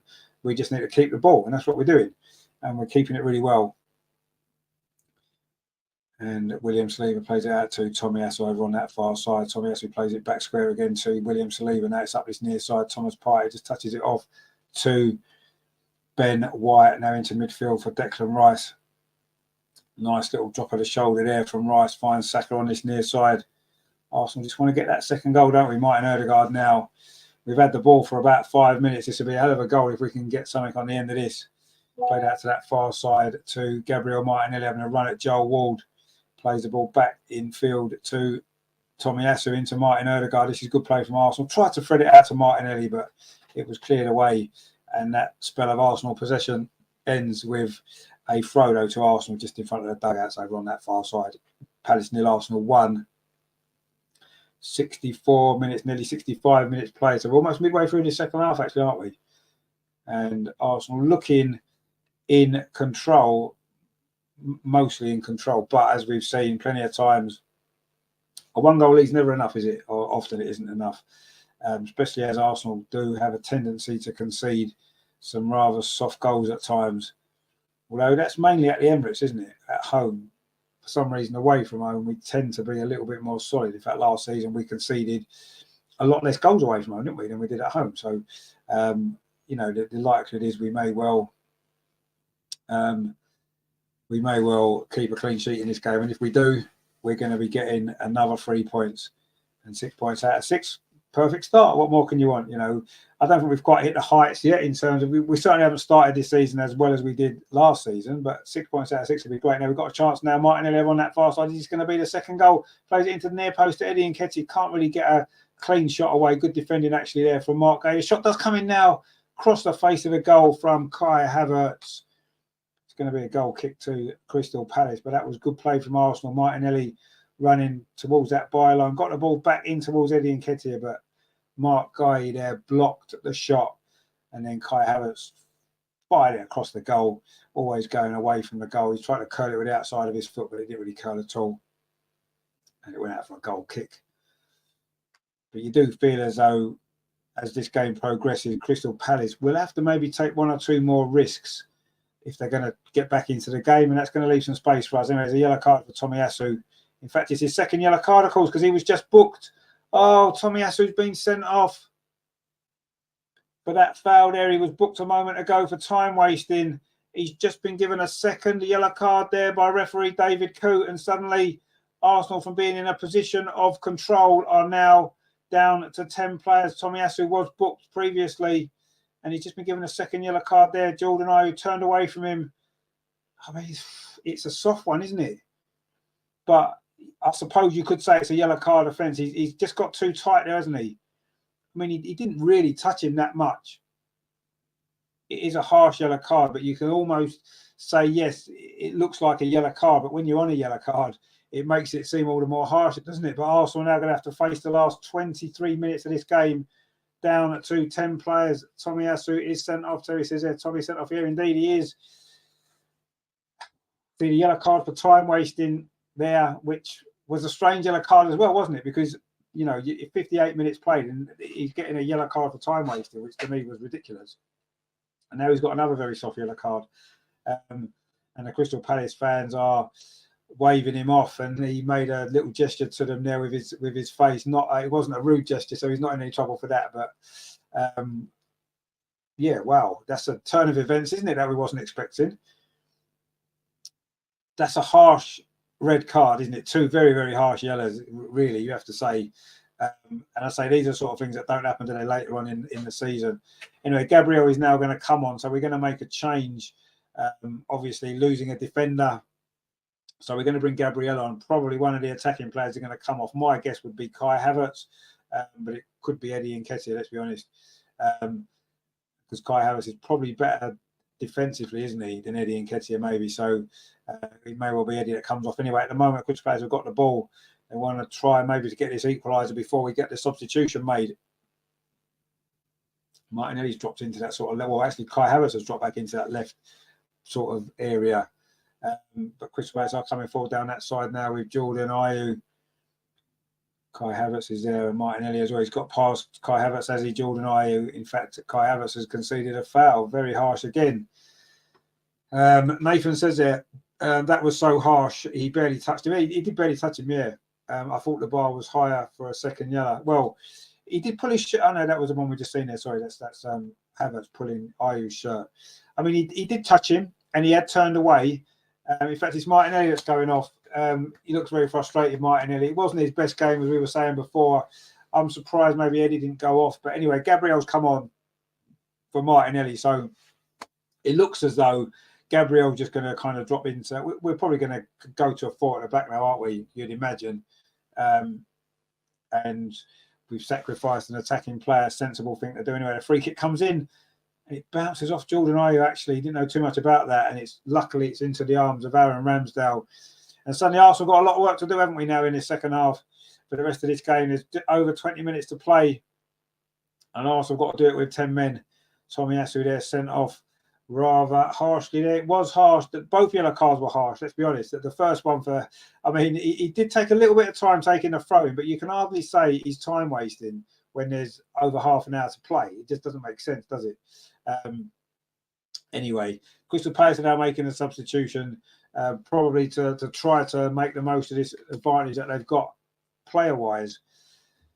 I'm not quite sure they're bringing on, actually. Anyway, we'll find out in due course. Jota says Gabriel can play left back, I think. Be curious if that is what we do. Yeah, I mean, we've taken off an attacking player, brought another defender just to try to make it more difficult for him. Terry says Havertz was more of a yellow card than Thomas. It was, yeah.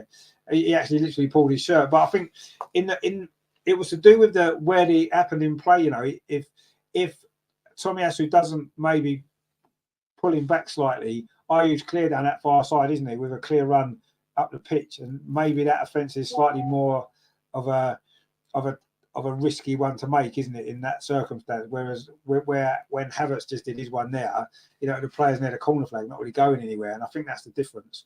But yes, it's a harsh yellow. There's no doubt. It's a very, very harsh yellow.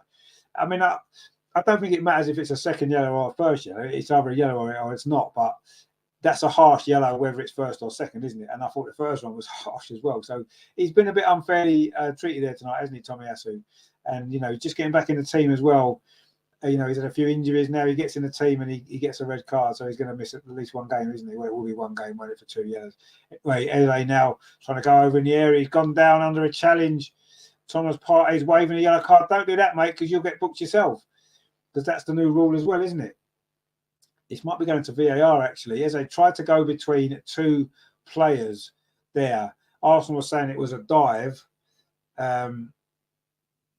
And Eze's gone down in the box. I think VAR may well be checking this.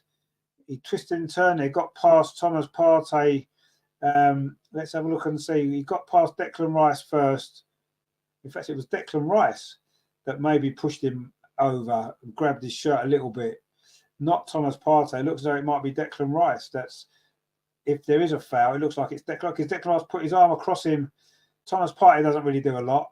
It's a kind of combination of the two of them, actually. And it's not a penalty anyway. Thomas Partey is claiming a dive. You don't want to be waving yellow cards, mate, because you'll end up getting one yourself. I don't necessarily think it was a dive. I don't necessarily think it was a foul either, actually. It was just one of the things he's twisted between two players and kind of fell over. It's not a penalty, and it's been the right decision. Anyway, is it a substitution, though? It's going to be Hamadou, I think it is, coming on for Crystal Palace. And they're taking off a more defensive midfield player and bringing on a more attacking player. So they're going to try and go for it, aren't they? It's Jeffrey Schlupp who's going off, and what's his name? Hamadou, who's coming on, who's a French player. And Arteta's thinking about making another substitution as well. But we'll see what happens here. There is, 17 minutes to play. Arsenal are still winning 1-0, but we are down to 10 men. Tomiyasu with 2 quick yellow cards, both of them very, very hard. I'm sure that's going to be a big talking point that Adam and the guests will be looking at tomorrow evening on the show, because that was, very, very harsh decision. Anyway, Arsenal have got a lot of work to do if we're going to get the 3 points in this game now. It's always difficult with 10 men, isn't it? Especially away from home.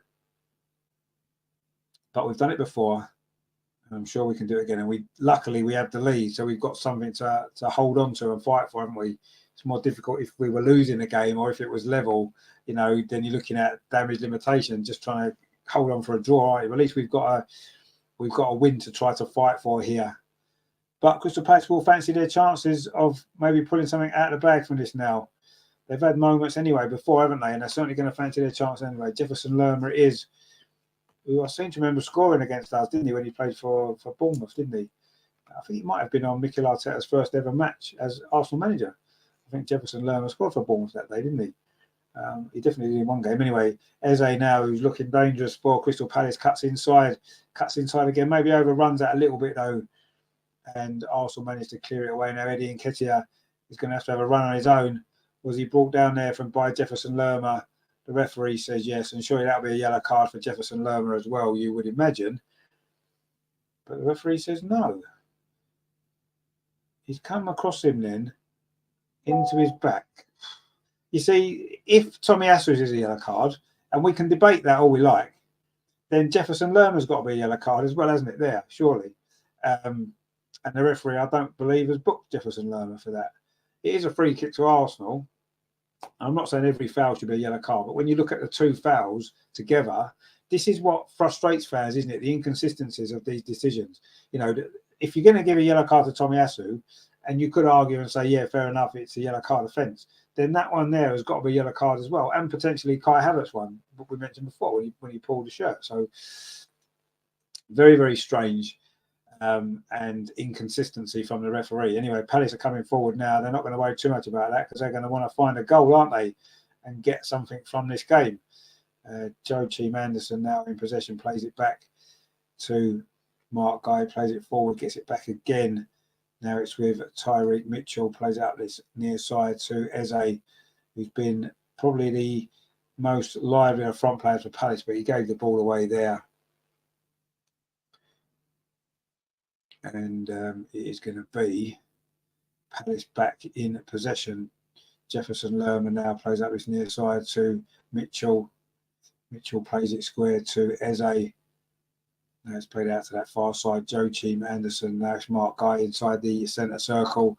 Arsenal sitting very deep now.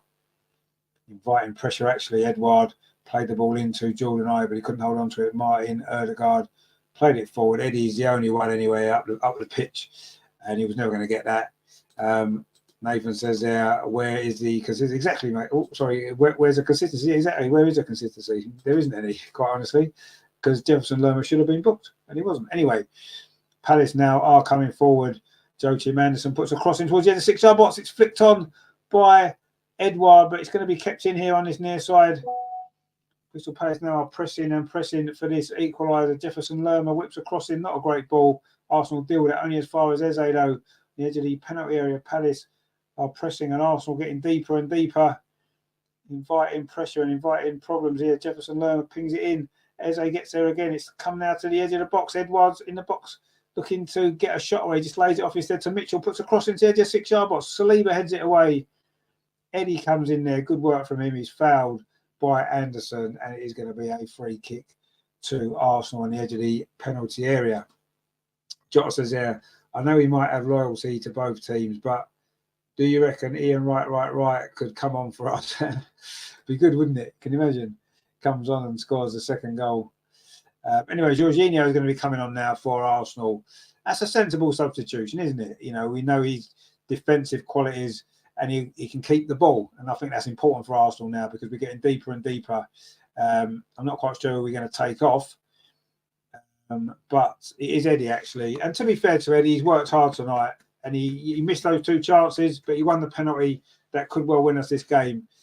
And he's going off. He's worked really hard again, as he tends to do. You know, it's nothing against Eddie. I like him as a person, and he is a good player. But if we want to seriously be title contenders, I just believe we need a better centre forward than Eddie. And he's not our first choice. We know that, but even as a backup. Anyway, Jorginho's on, so we're basically going full on defensive mode now, aren't we?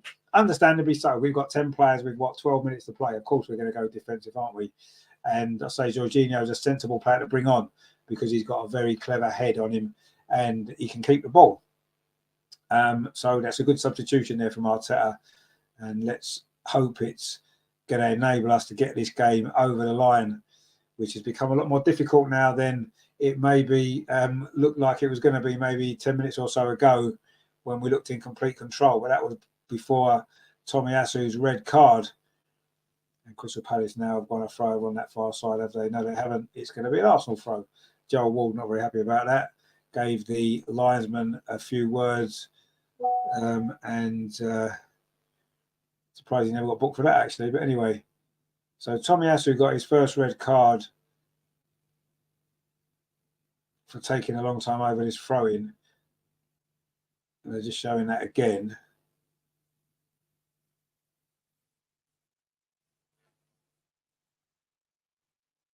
I mean, he has taken a long time over it, to be fair. He took a long time to get there to take it, and then he took a long time to take it again. And the second one, there's not a lot of contact there, but it's just enough to prevent Ayew getting away. So harsh, both of them are harsh, but, you know, it will be understandable if the referee's booking other people for similar things and he isn't. But anyway, Terry says, oh, well, Bungalow's safe for another season. Eddie not scoring. No, he's not scoring tonight. But we'll see what happens in the next couple of games. Anyway, Crystal Palace are in possession now. Eze plays it infield to Jefferson. Lerma, he plays it onto that far side to Joachim Anderson. The Dane plays it back again to Mark Guy. Arsenal are getting very, very deep, aren't we? We're sitting deeper and deeper and deeper, inviting pressure. But I suppose when you've got 10 players, it's all what we naturally do, don't you? But we need to maybe get Crystal Palace further away from our goal. At the minute, we're not really doing it, are we? Palace now in possession again. The Corre is cuts back in field, plays a nice ball. It's a decent turn on the edge of the box there. I think it was Hudson Edward, but Arsenal managed to clear that away. And Kai Havertz is now playing sort of through the centre. He done well actually to hold it up. Now Arsenal trying to come forward over on that far side. Bukayo Saka plays it back. And Jorginho gets his first real involvement on the ball, but Arsenal have lost it over on that far side. Declan Rice it was, and now Palace can come forward. There was a foul there by Gabriel. Now you see again, that should be a yellow card. If we're looking at the yellow card Tomiyasu got, that should be, I mean, I'm not saying we want him to get a yellow card, but it's that consistency, isn't it? Colonel says there, oh, hang on, what's he saying? I've just had something come on my screen. All happy these teams like Palace who will sit back, enjoy giving up urgency, but love when they go 1-0 down, all of a sudden they want to give it a go. Well, of course, yeah, that's natural, isn't it? You know, you've got to manage your own team in the right way, haven't you? It's no good Crystal Palace being open against us early on because we'll pick them off on the break and score a goal. So they want to keep it tight, and then the longer the game goes on, they're hoping for a moment, aren't they? Whether it's a set piece or a little bit of individual skill to get a goal. And obviously you go behind and you have to change your outlook on the game, don't you? You have to then think, right, if we're going to get something from this game, we're going to have to commit more bodies forward, and you have to change your style. And of course, the red cards now help that's happened a little bit more, hasn't it? Because Palace have got that extra space now, extra advantage, and it's just about whether Arsenal can hang on Crystal Palace have got a throw, though, right by the corner flag on this near side. And there's going to be another substitution for Crystal Palace. And Joel Ward is coming off for them. And it's going to be Jaron Saki, who's coming on. Young England player with a lot of potential and an attacking player. So they are going for it now, aren't they? Crystal Palace. And, of course they're going to, Arsenal got 10 men. Of course they're going to try and go for it, aren't they, in these last few minutes that remain. They've taken a quick throw again on this near side. The ball comes in from Eze. It's a decent cross. It's an Arsenal head that gets there. Headed back in again by Jefferson Lerma. But again, Arsenal head it clear. That was Declan Rice with that second header. And Kai Havertz is trying to get Arsenal higher up the pitch. And that's where we need to be. We're sitting far too deep. We're moving into the last 6 minutes of normal time. There'll be a fair chunk of stoppage time. It was the VAR check for the penalty. Obviously, there's a red card. There's been substitutions, 1 or 2 other stoppages. So there's going to be some stoppage time as well. And no doubt the ref will add on some for time wasting, seeing as he's quite strict on that today. Palace now coming forward on the edge of the Arsenal box. Tyreek Mitchell plays it up to Eze inside the penalty area. Palace pushing for this equaliser. Tyreek Mitchell's done well. Good defending there from Thomas Partey. It's going to be a corner though to Crystal Palace. And we are coming in to the closing stages of normal time here. Arsenal going to hold on. Colonel says there, don't jinx it. We all know there's another 15 minutes of added time. Well, there'll be 5 or 6, I would imagine. Anyway, they've got a corner now, Palace. We need to defend this first. Comes into the edge of the 6-yard box. It's an Arsenal head that gets there. Crystal Palace trying to win that second ball. Arsenal is bobbling around on the edge of the penalty box. Haven't really got it away. Palace still in possession over on that far side. Edouard plays it infield. This is nice play from Palace. It's inside the box. Another Crystal Palace player goes down. It's not going to be a penalty there. And Arsenal now trying to get the ball away with Saka over on that far side, who's done well. But there's no Arsenal player up the pitch. So every time we get the ball clear, it's coming back in again. Joachim Anderson with the ball. That time it was cleared away by William Saliba. Eze's trying to make something happen for Palace, but Thomas Partey's across and plays it up the line, but it's gone out for a throw to Crystal Palace.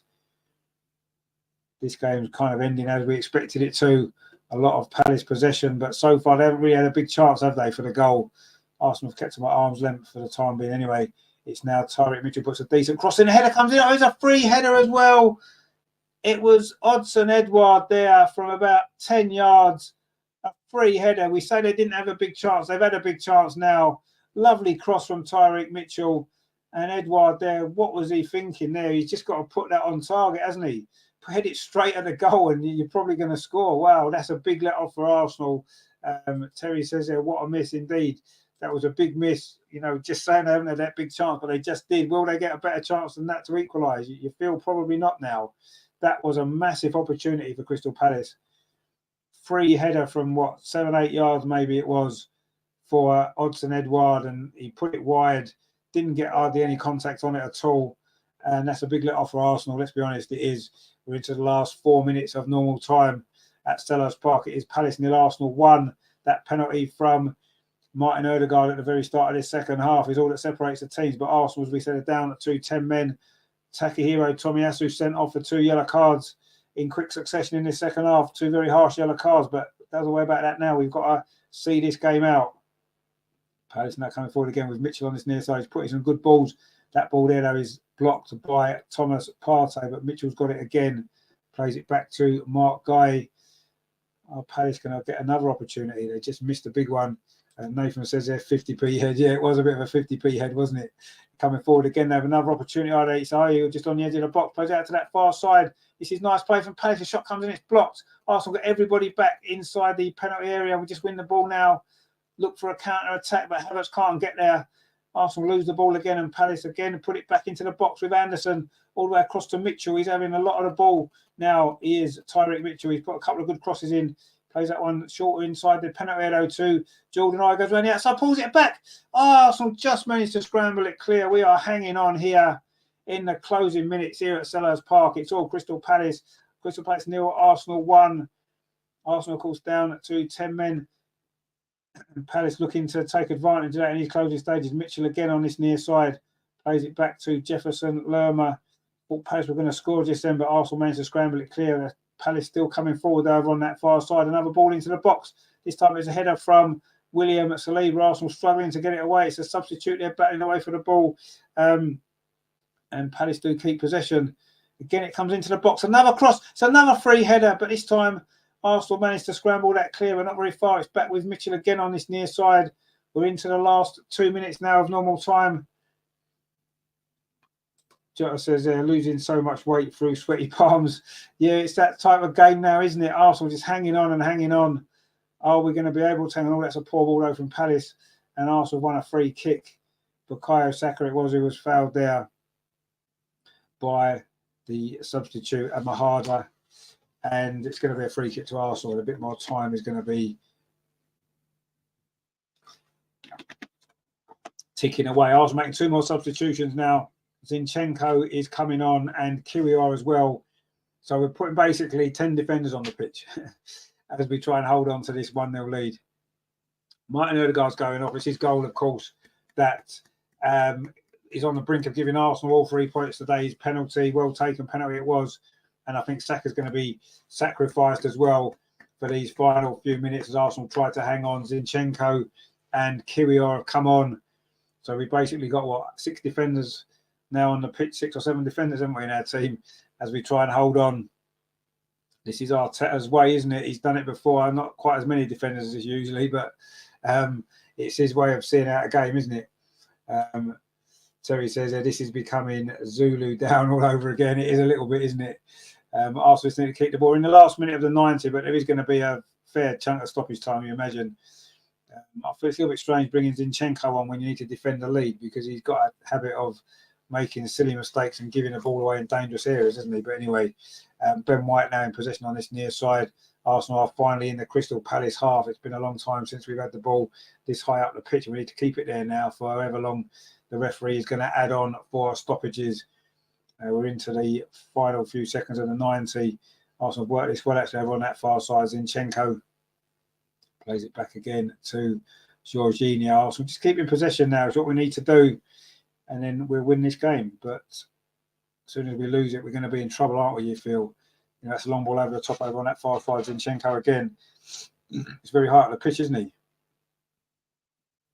Arsenal now still trying to come forward.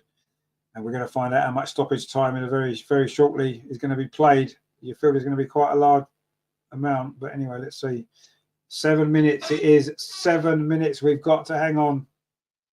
Or maybe get a second goal. But we're more likely to be hanging on, aren't we? Let's be honest. As we look to count down this game. Anyway, Ben White's now trying to come forward up this near side. Doing well. Terry says there's 7 minutes left indeed. It's 7 minutes of stoppage time to play.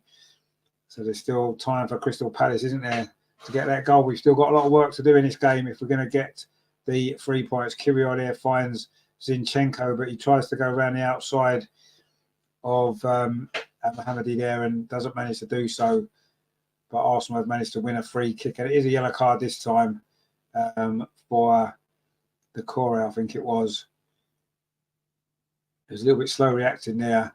Havertz just got there ahead of him.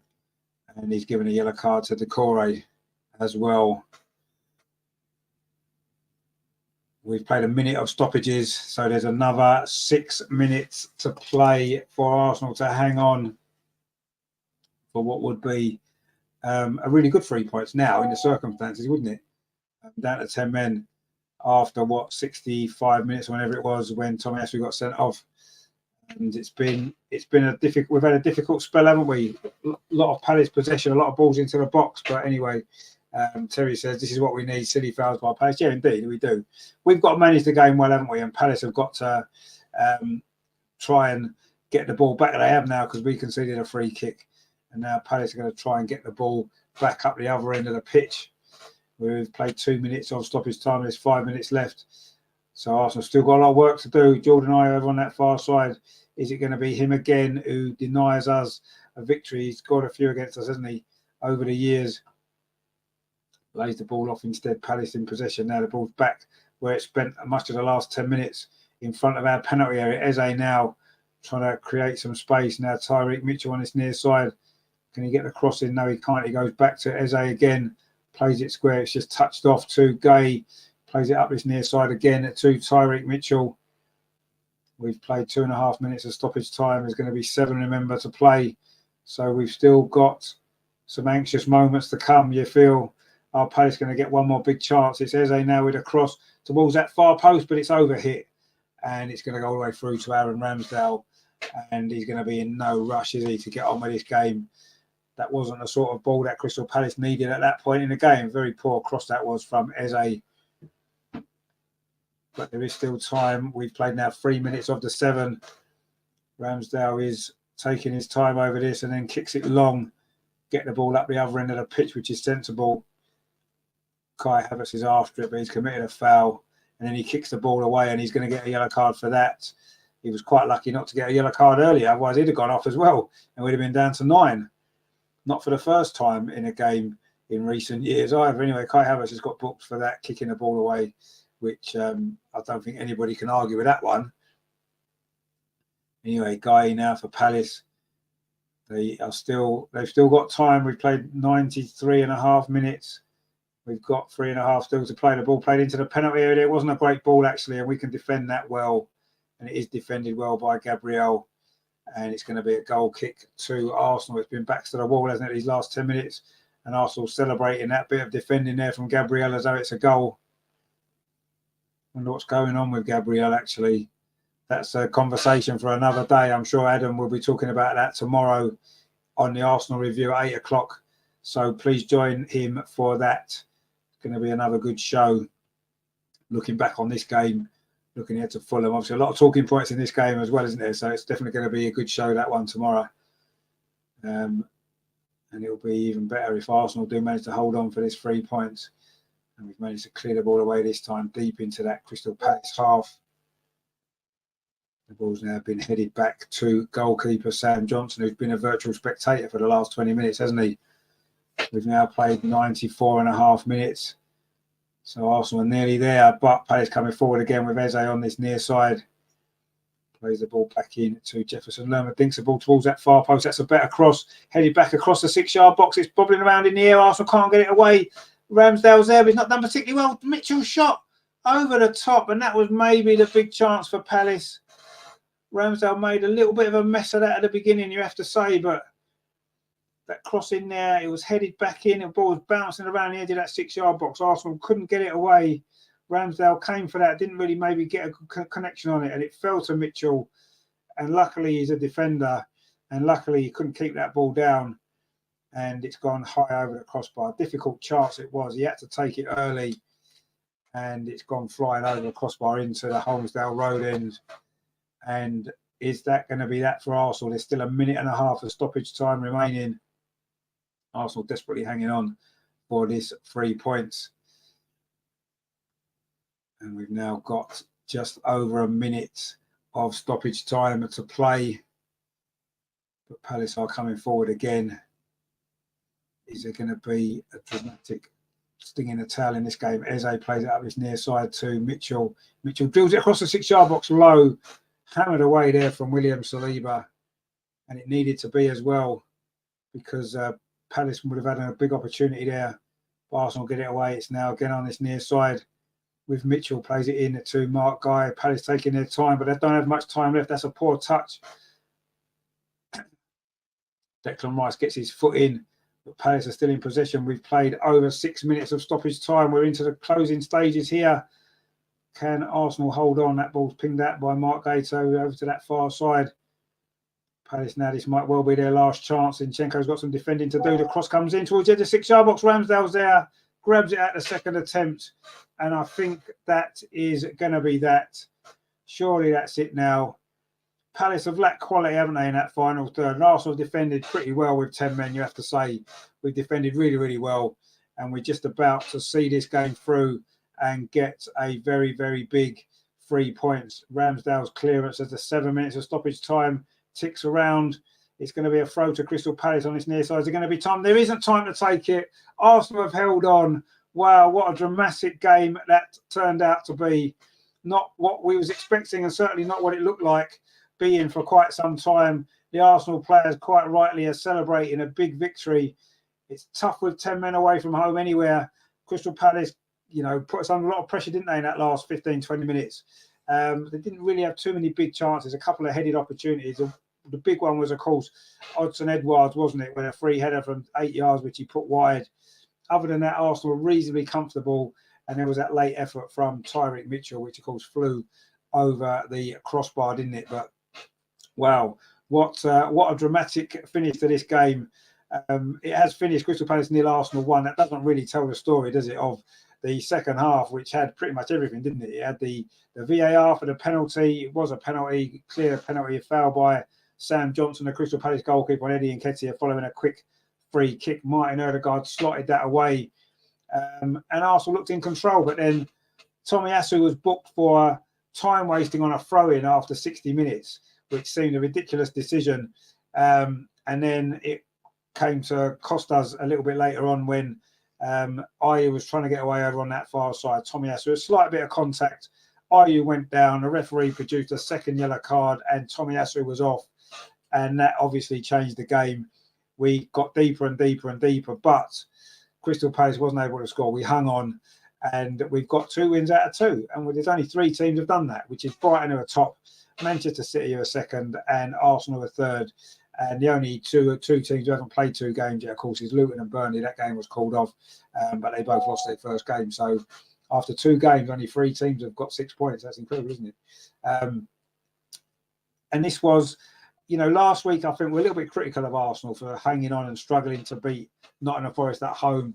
And I think in the circumstances of that game, that was fair enough. But tonight, we've had to hang on. We've had to dig in, and we've had to grind that one out, haven't we, with 10 men? And we did it. And yes, it wasn't pretty. It wasn't a great performance, was it? And we've done. We've got the result, and that's all that matters, isn't it? Which is all we need to do. Rajendra says there that ref was against the Orient players. Against them? What do you mean? I don't understand. Anyway, I don't know what Orient's got to do with us particularly, but anyway, that there. Oh, do you mean Oriental players? Is that what you mean? Because of Tomiyasu. What else has he done then? I'm not aware of who else his referee sent off. Anyway, Jota says there 6 from 6, way more stressful than last season. I think, yeah, definitely. But still getting there, boys. Made my evening and a good start to do it. Yeah, I mean, it's a big win, isn't it? It's never an easy place coming to Crystal Palace. It never is, because the crowd are up for it, and it's a tricky place to come. And we've had some defeats here in recent years, haven't we? So a good 3 points, and in the end, made even better by the fact that we had to do it the hard way. We've had to battle for that. It's a penalty goal, and then we've had to hang on at the end with 10 men. So yeah, lots and lots of talking points in that game, obviously, which I'm sure Adam will be covering most of that tomorrow night, of course, on the show. So join for that at 8 o'clock. That is going to be definitely worth watching, isn't it, after all that drama at Crystal Palace tonight at Selhurst Park. But yeah, wow, what a game. Incredible. So yeah, we'll take the 3 points, won't we? That's all that matters. It's a results business, and at the end of the season, those 3 points are going to could be very important, couldn't they? Nathan says, really good win, defended really well after the red card. Yeah, I thought we did. With regards to the yellow for time wasting, come on, like you say, there was half an hour left. What happens if there are no options? No, I mean, exactly. I agree. I mean, if you're going to book someone for time wasting, you book them in the last 5 minutes, I would say, not when it's half an hour to go. Yes, he did seem to take a long time over that throw. He took a long time to get there in the first place to take it. But at that point in the game, is that time wasting? You could argue, no, it's not, because it's half an hour to play, or more than half an hour. So I don't know. Rajendra says he booked Tomiyasu. Yeah, he booked Tomiyasu twice. I wouldn't necessarily say it's because Tomiyasu's Japanese. Why he booked him twice. But anyway, Terry says, let's be honest, Forest and Palace ain't the best sides in the league, but 2 wins is, yeah, exactly. You can only beat what teams you've got in front of you. At the end of the day, we're going to have to play every team twice, aren't we? At various different points in the season, and we've got to try. And these are the games you've got to beat. Forest at home, 100%. You've got to beat them at home. We did. I believe you have to win at Palace away if you're a serious team. We've won at Palace away, so yes, there's 6 points that we should have expected to get, and we've got them. More sterner tests to come. Of course there is, we know that, but you know, you can only beat what's in front of you. And we've got Fulham on Saturday, and that's another game you'd expect us to win, and that'll be 9 out of 9. And you know, this is what happened last season at the start. We got some wins, we got some momentum, and it took us a long way, didn't it? And you know, let's get the wins while we can, because there are going to be more difficult games coming up. We know that.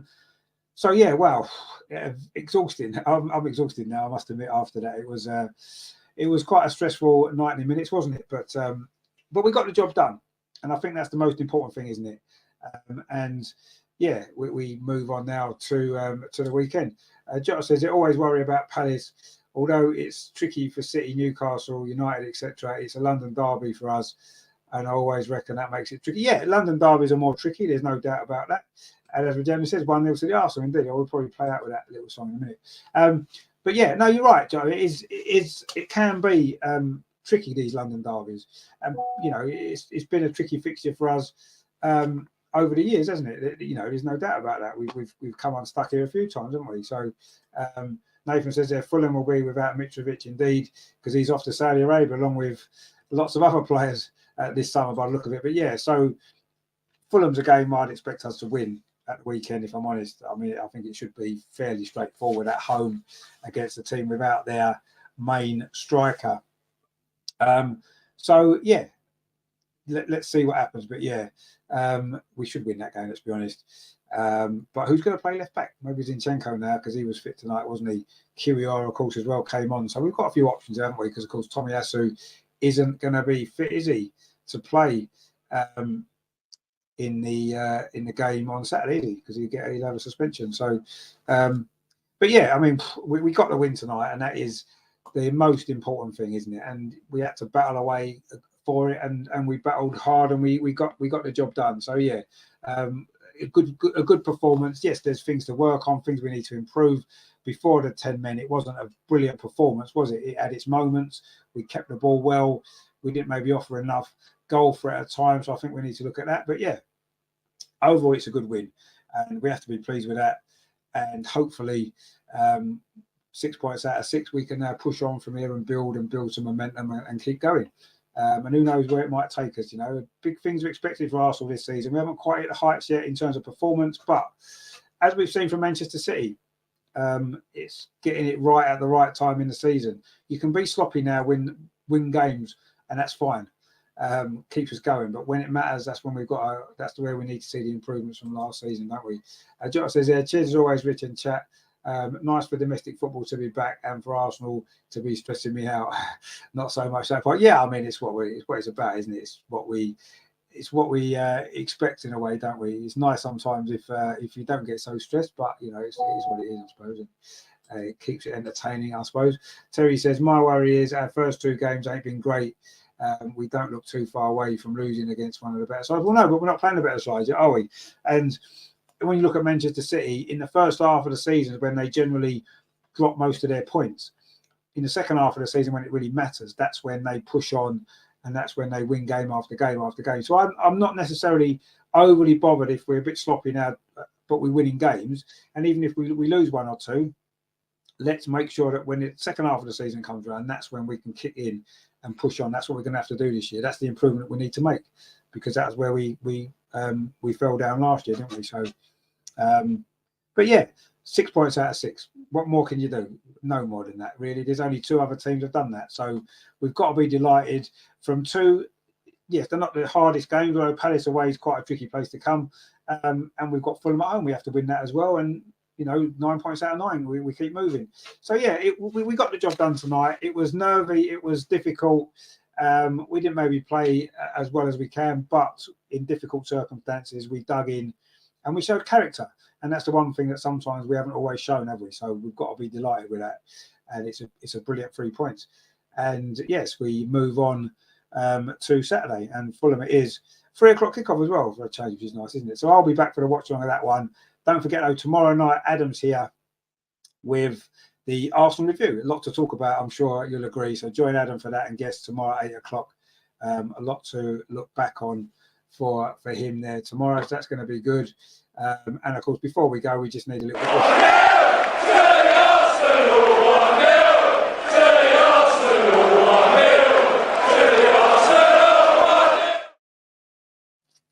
indeed it is. 1-0 to the Arsenal. It's finished at Selhurst Park. Martin Ødegaard's penalty after 53 minutes it was. Clever free kick, quick free kick routine. Eddie was fouled by Sam Johnson, the goalkeeper, and Martin Ødegaard slotted away the penalty, and then the drama of the 10 men and hanging on. But we did it. We hung on. We got the victory. Crystal Palace 0, Arsenal 1. 6 out of 6. What more can you do? You can't, can you? Let's face it. We keep on picking up those points now when we're not playing well. We'll be happy with that. Obviously, Sky are going to dissect this game and talk about it for 3 hours. I'm not, because the time's getting on, and I've got things to do. But yeah, thank you very much, everybody, for watching tonight. Jota says, all that chat about Merson, did it? Your tactical genius in a 1-0. Yeah, I mean, maybe it was talking about Merson. It was a very George Graham-like performance in the end, wasn't it? You know, hanging on to a 1-0 lead away from home. How many times did we do that when Merson was playing and obviously George was manager? So, yeah, maybe it took us back to that, didn't it? Terry says, to be fair, Brighton look good. They do. You know, Brighton do look good, but they're not going to sustain it throughout the season, are they? You know, but I'm sure they'll be looking. I don't forget they got Europe this season as well. But yeah, no, Brighton are looking good, but it's very early on, isn't it? You can't really judge anybody after 2 games. Let's be honest. You know, nobody you can judge after 2 games. So, but we just keep getting our points. That's all we need to do. We got 6 out of 6, and yeah, perfect start. What more can we want? So yeah, it's finished 1-0 as we like it. Join Adam tomorrow. Thanks everyone for watching. It's been pretty lively in the chat, so thanks to all you guys for contributing as well. It's you guys that make the show what it is. Always enjoy your company as well. So thank you very much for watching. Please support Adam's show tomorrow, because he's put a lot of work into that for you. And obviously there's a lot to talk about as well, so that's going to be great. So join Adam at 8 o'clock tomorrow. I'll be back on Saturday 2:45 for the Fulham game. Let's hope it's another Arsenal victory, whether it's a 1-0 or whether it's whether we scrape past it or whether we score a few goals. Let's hope it's another 3 points for Arsenal. But yeah, we did it the hard way tonight, and we'll take that, won't we? Because, you know, 3 points is 3 points, and we've got them tonight, and it was great stuff. And it looks as though Thomas Partey got booked. Did he? No, he didn't, because the referee didn't book him for that there. But anyway, right at the end. Anyway, it has finished 1-0 to the Arsenal.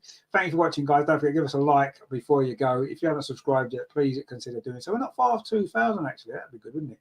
Let's get that before Christmas, eh? Anyway, thanks for watching. Join us tomorrow with Adam for the Arsenal review.